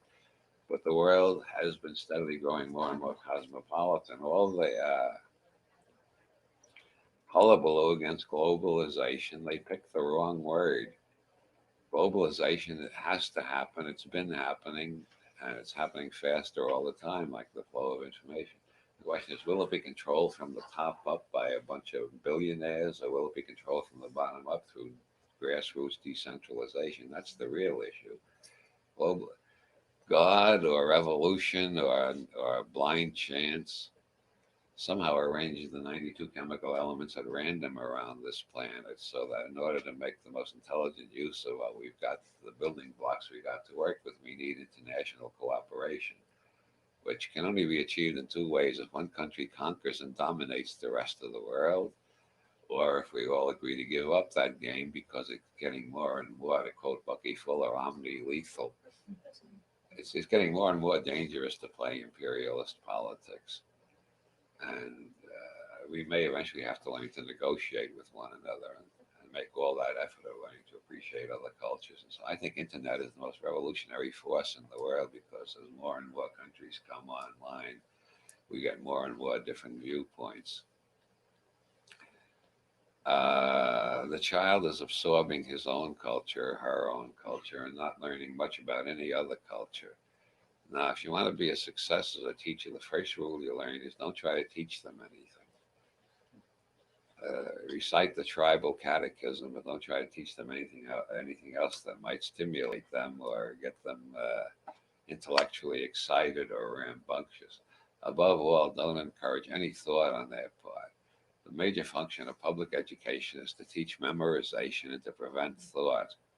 There's one correct answer: you copy it in your book, you memorize it, you regurgitate it on the examination, and you get promoted. If you can regurgitate enough of the bits of information they've given you, you get a high mark, and you get a gold star, and your parents are proud of you, etc. Intelligence and creativity and thought are nowhere encouraged because they lead to conflicts with the power structure.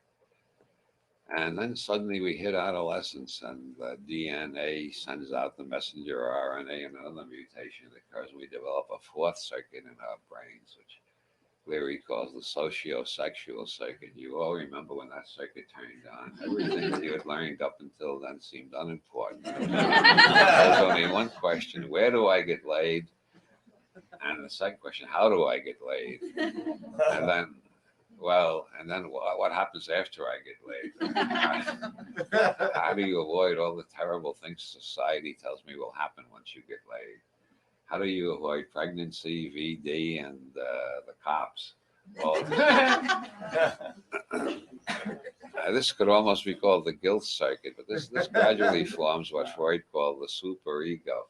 But it builds directly out of the sexual energy, because throughout most of human history, well, now we get into it. No, I don't want to get off into that damn digression. Let's just say, within the parameters of a rather repressive system that started at the Bronze Age, there was enough sanity that they married their kids off as soon as they reached puberty, and they had no problem with teenage pregnancy, because it's obvious. You see, with any animal, when the sexual apparatus turns on, that's when they start to mate. As the same should be true of humans, unless you happen to believe we're not animals. You happen to believe we were created by somebody with a long white beard sitting on a cloud a few feet up, keeping track of who's masturbating so he can send them to hell to burn for holy. Otherwise, the evidence seems to indicate that we're animals. So naturally, when we reach that season, we should start mating. Our society gave up that idea when it seemed we needed longer educations to hypnotize us, brainwash us, and prepare us for our slots in the corporate hierarchy. Depending on which imprints we took, we end up doing the manual labor, or we end up doing the middle rank, or we end up on top fighting almost with like gang fights with knives in alleys with the other top people at the top to see who can get higher. The main rule is whoever dies with the most toys is the winner for that generation. But of course, there are always others fighting over because there's new toys being created, and there's always more toys to get. This is what's known as capitalist, as the free marketplace.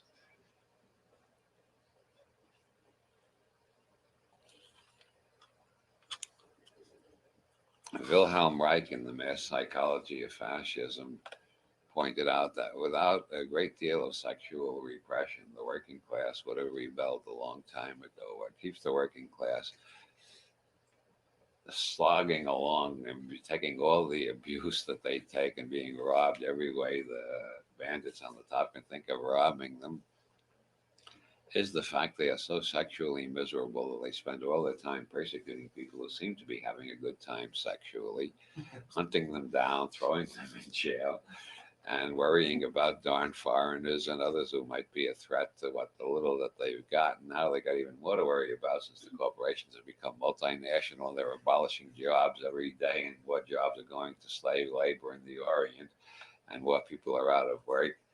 And what keeps all this going is that most people are so goddamn miserable in their sex lives and so goddamn angry. And they know if they express their anger, they're going to land in the nut house or in prison. And if they try to express their sexuality, they're not only hemmed in by the whole damn society. On one side, they're hemmed in by part of the radical movement because anything they do might turn out to be politically incorrect, God forbid. So between being morally incorrect and being politically incorrect, it's better off if you were born a eunuch. I'm sorry, but if you weren't, well, you're just stuck with it. Deal with it as best you can. I'm not here to solve your problems. I'm just here to help you identify them.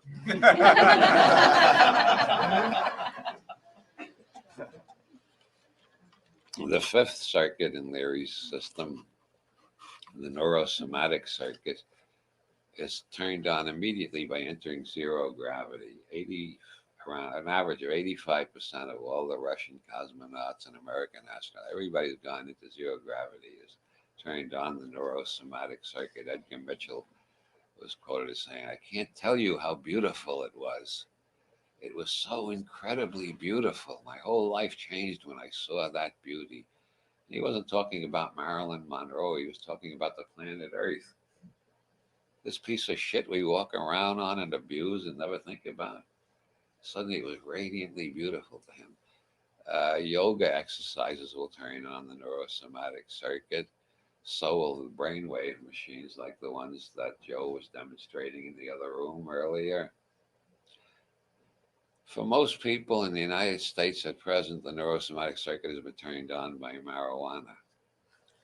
If you want to know why the government is still at war with marijuana when they got no evidence whatsoever to justify a war against such a beneficial and harmless substance, it's because the whole system depends on the misery of the masses. If the masses start getting happy, the next thing is they start getting uppity and rambunctious, and God knows what might happen. The whole system might fall apart. The last czar, Czar McCaffrey, he gave a long speech, which I quoted. Anybody see my article in the March High Times? Nobody here reads? Oh, somebody did. Hey, thank you, thank you. It wasn't just like burying it in my backyard. Publishing in High Times, you do reach an audience, but it's a select audience. Well, I quoted a long speech by McCaffrey about the importance of faith-based organizations. He goes on and on for 3 long paragraphs about faith-based organizations. We need more faith, but the government should support faith. This was all before Bush got elected. I wrote this back early about last October, maybe even September. I picked up on that because I was examining the thesis that the United States has become a czarist-occupied government. We not only have an official czar, we got secret police spying on everybody. We even got the piss police who come in and test your urine. Even the worst czars never thought of that. The worst satires of Kafka and George Orwell did not include the piss police. And yet we've got it, and the masses are enduring it in their general misery. It's just one more humiliation they got to put up with. And the czar is going on and on about faith-based organizations, and I realized My God, that's the one feature of Tsarism we don't have is the church is working for the government and spying on everybody else and making reports. That was one of the chief reasons that all, not just the communists, but all the radicals in Russia, part of their platform was the abolition of the Christian religion, because Eastern Orthodox religion was a tool of the Tsars for centuries. They were spies for the government, among other things, and brainwashers for the government. So now we've got a czar, we've got a secret police spying on everything we do, and now they're urging government funds for faith-based organizations. And now it's not just the last czar, it's George Bush. I think they're trying to turn the whole goddamn religious establishment into an arm of the government to spy on all the rest of it, because they can't hire enough cops, but if they pay the church would be glad to do the job for them.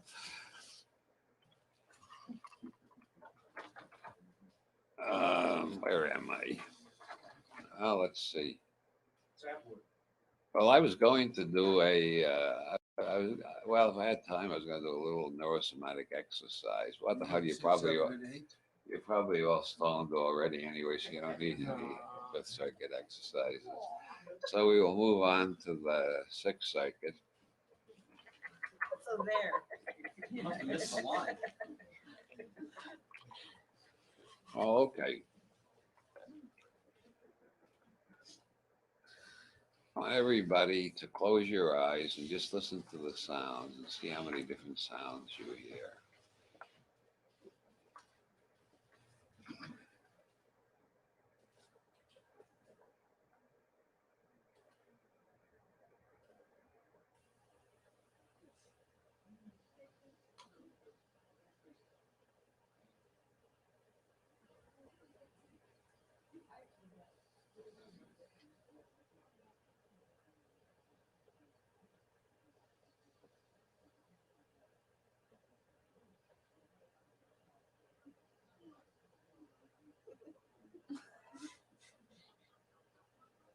Now open your eyes. Now, what did you hear? Conversation outside the door. Anything else? Yeah. Breathing. Breathing. Flame behind you in the fireplace.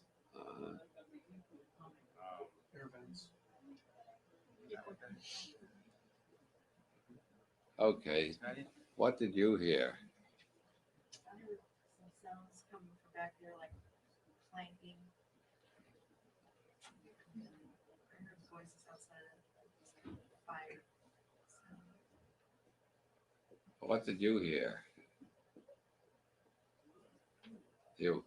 I heard myself hearing. Yeah. You heard yourself hearing. Hear yourself thinking? No. No. Okay. Now, how long was that experience? Well, speak loudly and clearly and one at a time. 30 seconds. 30 seconds, 42 seconds. 42 seconds, a minute. Timeless, because I was hearing inner sound and there was no barrier, so there was no time. Timeless, 27 seconds, a minute, a half a minute. We have a clustering around half a minute with a few seconds. Anybody want to say 2 minutes? A minute and a half? Okay, it runs from 27 seconds to a minute with clustering around 30 seconds. You see, you're all in your own universe all the time. With you. Who is the master who makes the grass green? You know what your nervous system knows, and it's never the same thing that somebody else's nervous system knows. Now, close your eyes again and don't put any words on the sounds. Just if you think of the word, push it away and just concentrate on the sound.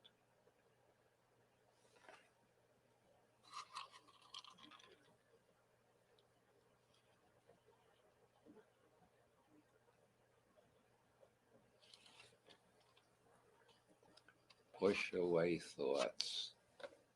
Just hear sounds.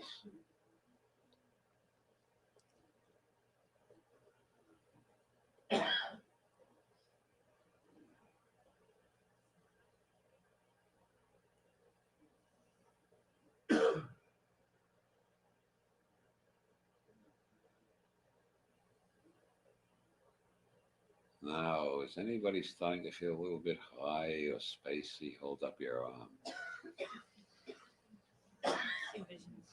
Anybody begin to keep your arms up? Anybody begin to feel it now?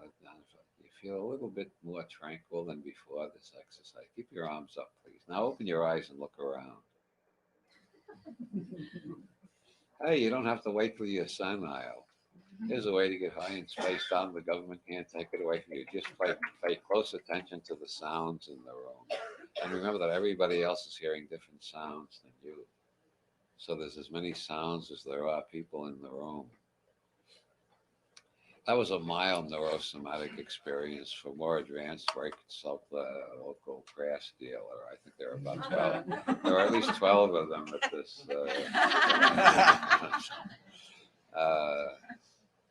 The neurogenetic circuit is when the RNA begins to read the DNA directly and pass messages on to us. Jung called this the collective unconscious, but it's not really unconscious. It can become conscious, and it frequently does. This is the origin of religion, magic, shamanism, and it's usually associated with psychedelics. There are about 150 psychedelics involved in the evolution of religion in Europe and Asia, and 1,500 in the evolution of North and South America. For some reason, this hemisphere has a lot more psychoactive vegetables than the other hemisphere does. Or the American Indian shamans were much more curious and experimental. And maybe they were more conservative in Europe. Well, if this works, we'll stick with it. We won't try any other alternatives. I don't know. But the neurogenetic circuit is encounters with devilish and evil shadow side, and with great gods and goddesses and animal allies and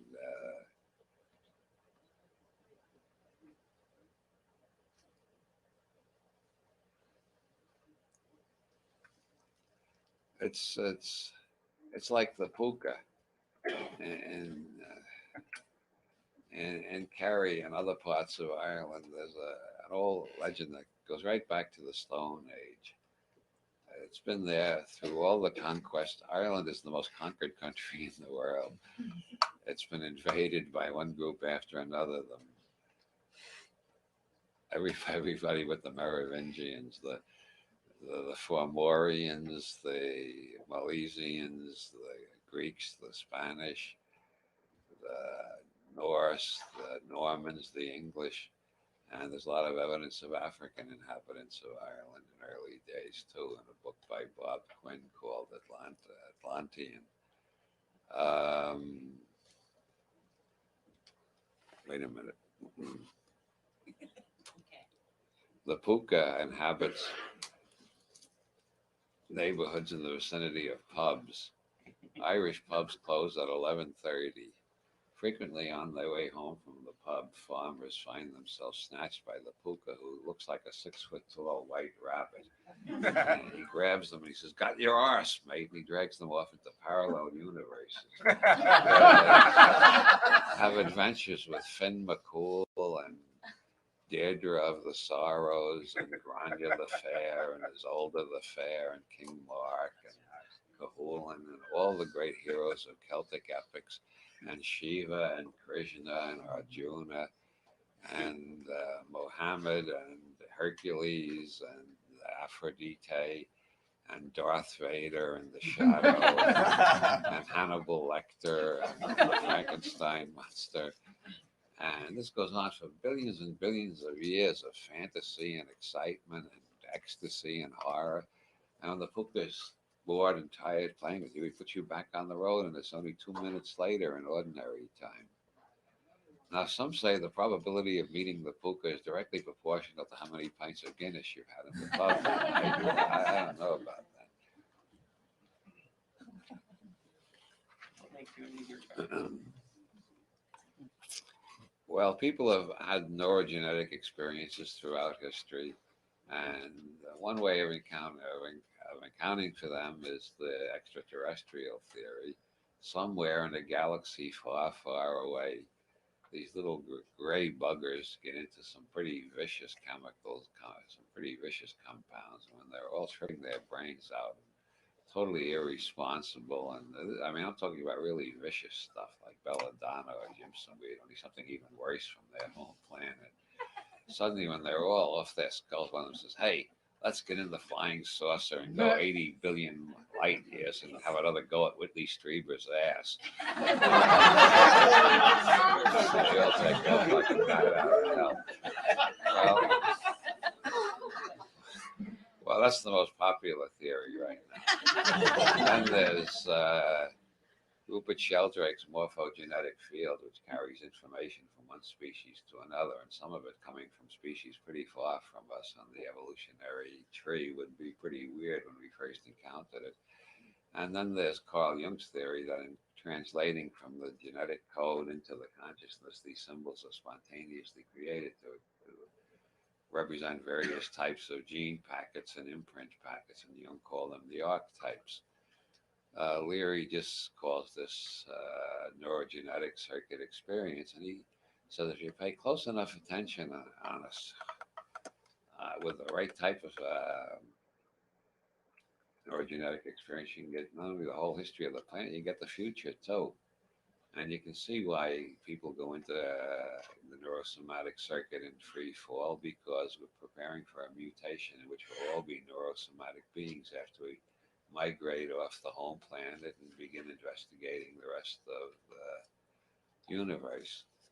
And visions of extreme longevity, the Methuselah, Rip Van Winkle type legends and their variants, this is all predicting the fact that with modern biotech research going as it is, pretty soon we're going to have extreme longevity and eventually we'll have immortality. And so, or as Barbara Marx Hubbard of the World Future Society says, mystical experiences are simply memories of the future. This is what we're all evolving towards. Some of us get more flashes of it more often. Some of us never get any flashes of it at all and spend all the time worrying about our bank accounts. Bank accounts are very important because they contain computer notations. The computer notations refer to pieces of paper.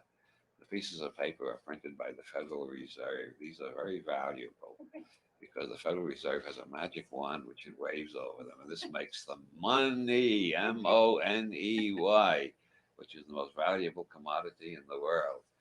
And as Thomas Harris points out in Hannibal, even the United States has given up on Jehovah and is now worshiping Mammon. Money.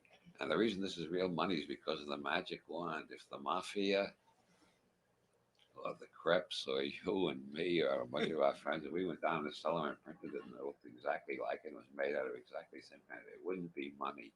Because we don't have the magic wand. That belongs only to the board of directors of the Federal Reserve. And if you don't believe me, you get any book that tries to explain the Federal Reserve and see if you can come up with a more plausible theory than the one I just gave you. But anyway, the neurogenetic thing is what magic is all about. You've been having a lot of neurogenetic experiences or intimations of neurogenetic experiences this weekend. So we press on to the meta-programming circuit, which is activated by very advanced yogas, a lot of experience with the neurogenetic circuit, and adeptship in and alchemy, especially the mystic element, pounds, shillings, pence, which has the initials LSD. About this, as Crowley said, it is unlawful to speak to the uninitiate. But those who know, those who seek shall find, and those who do not seek shall end up in Congress.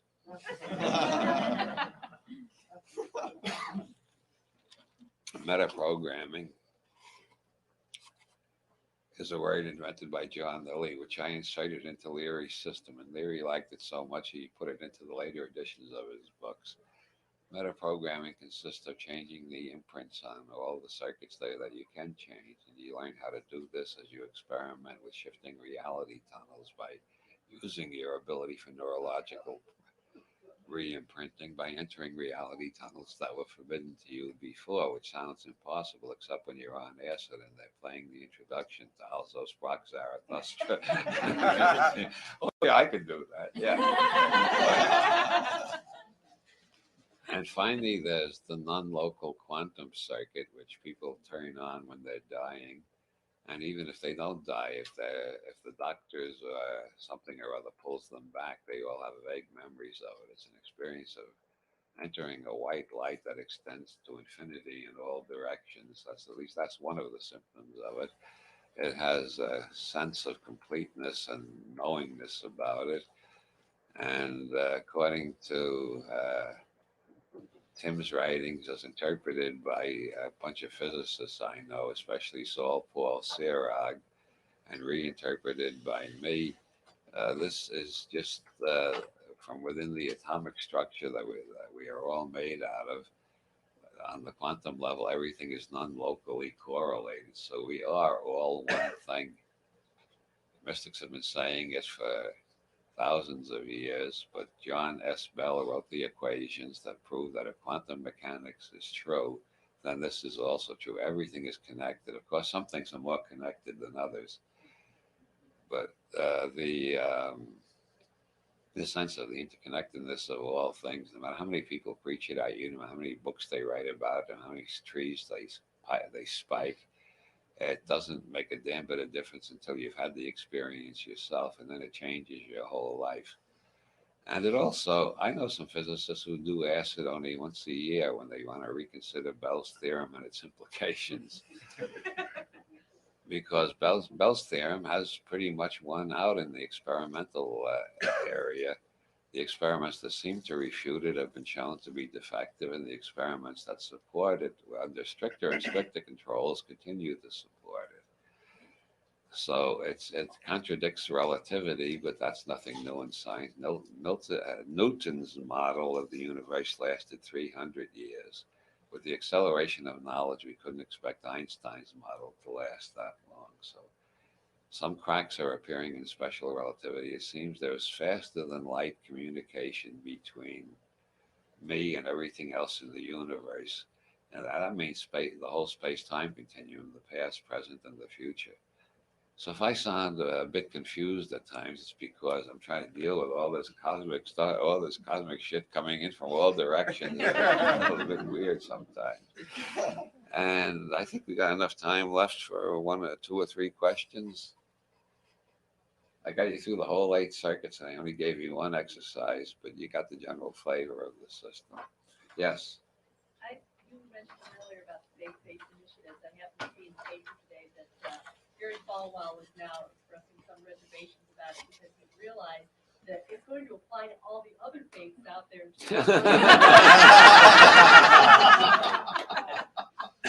And yesterday, Pat Robertson had opinions on it. Oh, really? Yeah.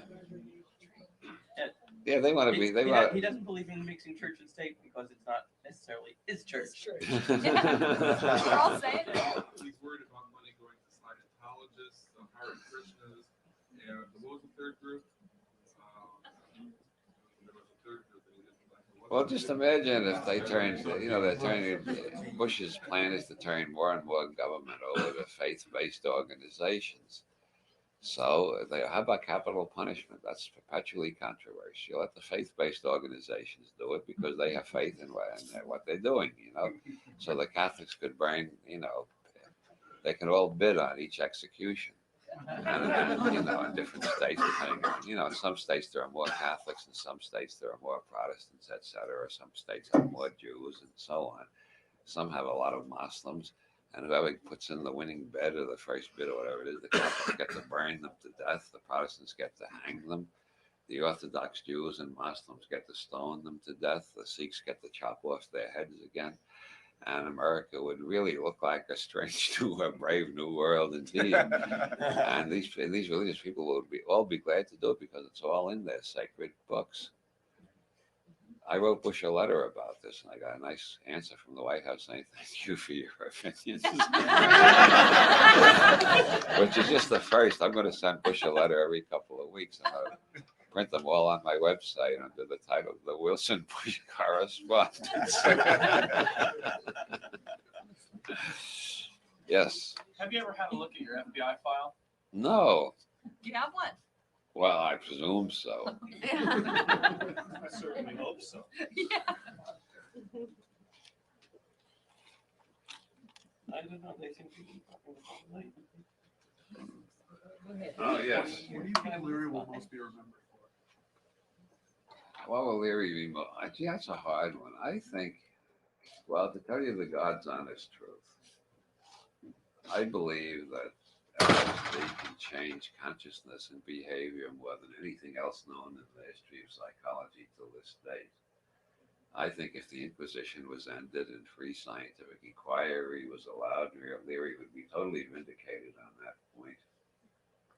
Other types of therapy would be used only as adjuncts or crutches to help you over the hard parts, but LSD would be the major type of therapy. They cure damn near everything, and they'd all find themselves out of work. Maybe that's why nobody wants to end the Inquisition and do the research. But while the research was legal, LSD cured all sorts of things in all sorts of small trial groups. There's hardly anything you can think of that LSD didn't cure or vastly help. And then the government decided it was a menace, and the Catholic Inquisition ended in 1819. And then the world, apparently, nature abhors a vacuum, so the United States government created its own Inquisition in 1965. Thou shalt not do research in the following areas, and they add a little bit to it every year. That's a glum note to end on. Give me a question. Yeah, well, your hand was up first. Do you think with each new, I don't know how to say it better, but mass mind paradigm shift, when all of society goes through a paradigm shift at once, do we have to burn history of the past in order to go over that hump? Is it required at every one of these junctions? Do we have to what? History? Burn history. Burn? Yeah, we burned the last history when we made a major social jump of some type from, there was from nature-based religions into organized religions. Most history was destroyed or rewritten. No, I don't think that. I think in the major jumps in the last 2,000 years, we've preserved more and more of history. So I think the jumps involve a greater knowledge of history, just like a greater knowledge of everything in general. We certainly know a lot more history than the people who wrote the Bible, who thought the world began in 404 BC with two people put in a garden with a baited trap and told, "Don't go near that bait there." Yes. One psychedelic that's been getting a lot of attention over the past, I guess, 10 years or so through Terrence McKenna is DMT, methyltryptamine. Yeah. Have you ever experienced that? Yeah, I didn't like it. A lot of people do, a lot of people don't. This is strictly a matter of individual, biochemical individuality. There's a book called Biochemical Individuality, and among other things, it proves cell by cell and atom by atom we're all different. But it also, one of the most unforgettable mnemonics for that idea is in, I think, the very first chapter of that book. It has 5 human stomachs removed from cadavers, and they're all different. They all look wildly different from each other. And then on the facing page is the human stomach from a medical textbook. It doesn't look like any of the real stomachs. So just remember that. You are one of the real stomachs, you are not the illustration. My stomach, my stomach. Okay, that's all.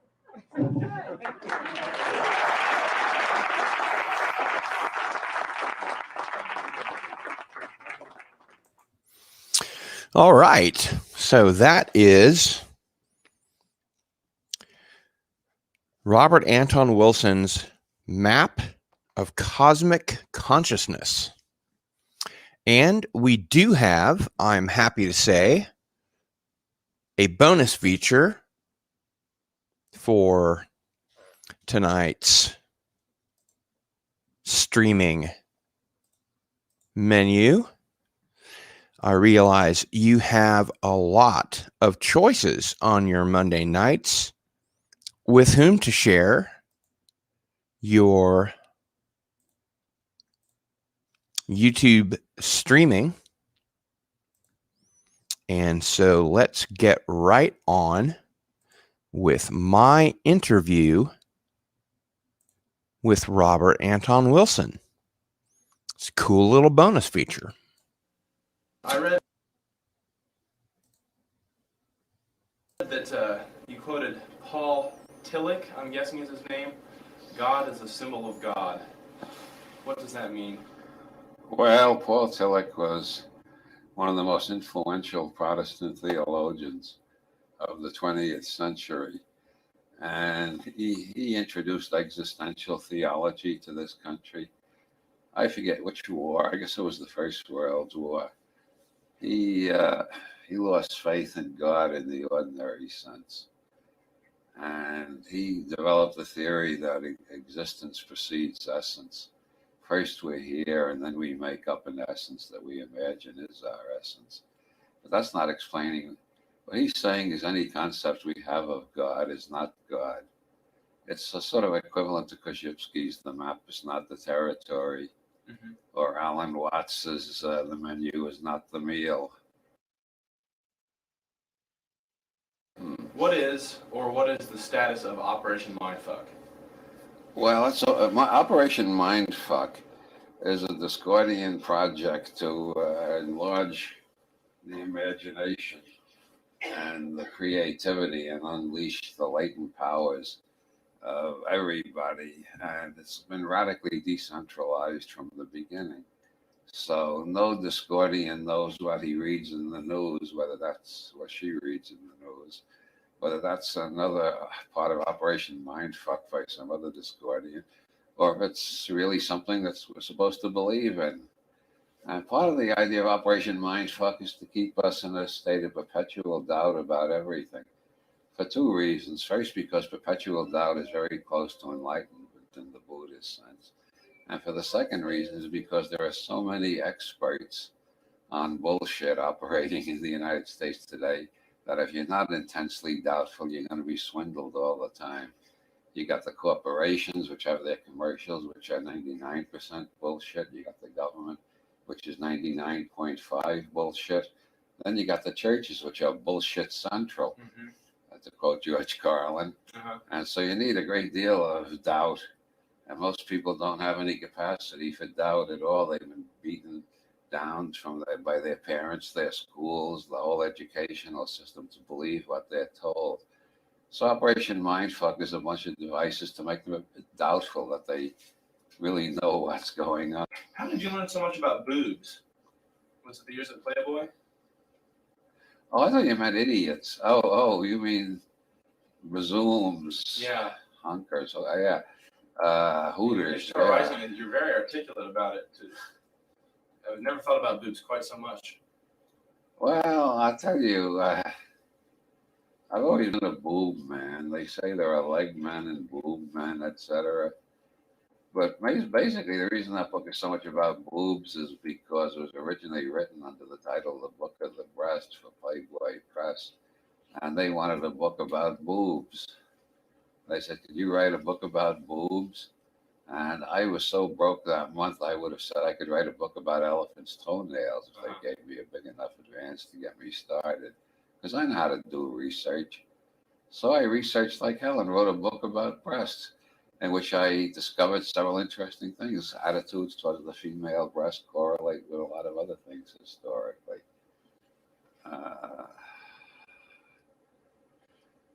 Such as the cycle of war and peace and the cycle of male domination compared with comparative equality. I don't believe there ever was a matriarchy, despite a lot of scholarship that claims there was. But there has been a lot more egalitarian societies.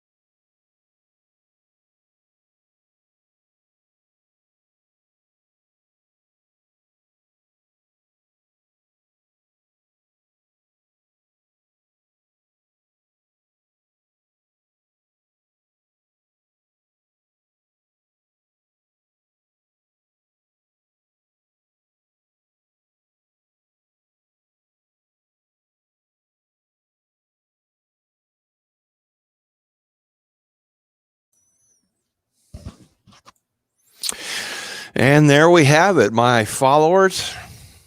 The Robert Anton Wilson triple feature. The history of Robert Anton Wilson's lectures, rather. Sorry, I was thinking about something else entirely. The universe contains a maybe, a map of cosmic consciousness, and my interview with Robert Anton Wilson, which you've all just seen, and you can own personally if you go to eBay and you follow this link at a low introductory price. You can own it and watch it anytime on physical media in case they pull my channel down, which eventually happens to anybody that has controversial content. So please, by all means, enjoy. And that'll do it for this time's Masters of the Genre. Thanks for joining me, your host, Cardinal Sin. We'll see you next time. And until then, be careful who you associate with.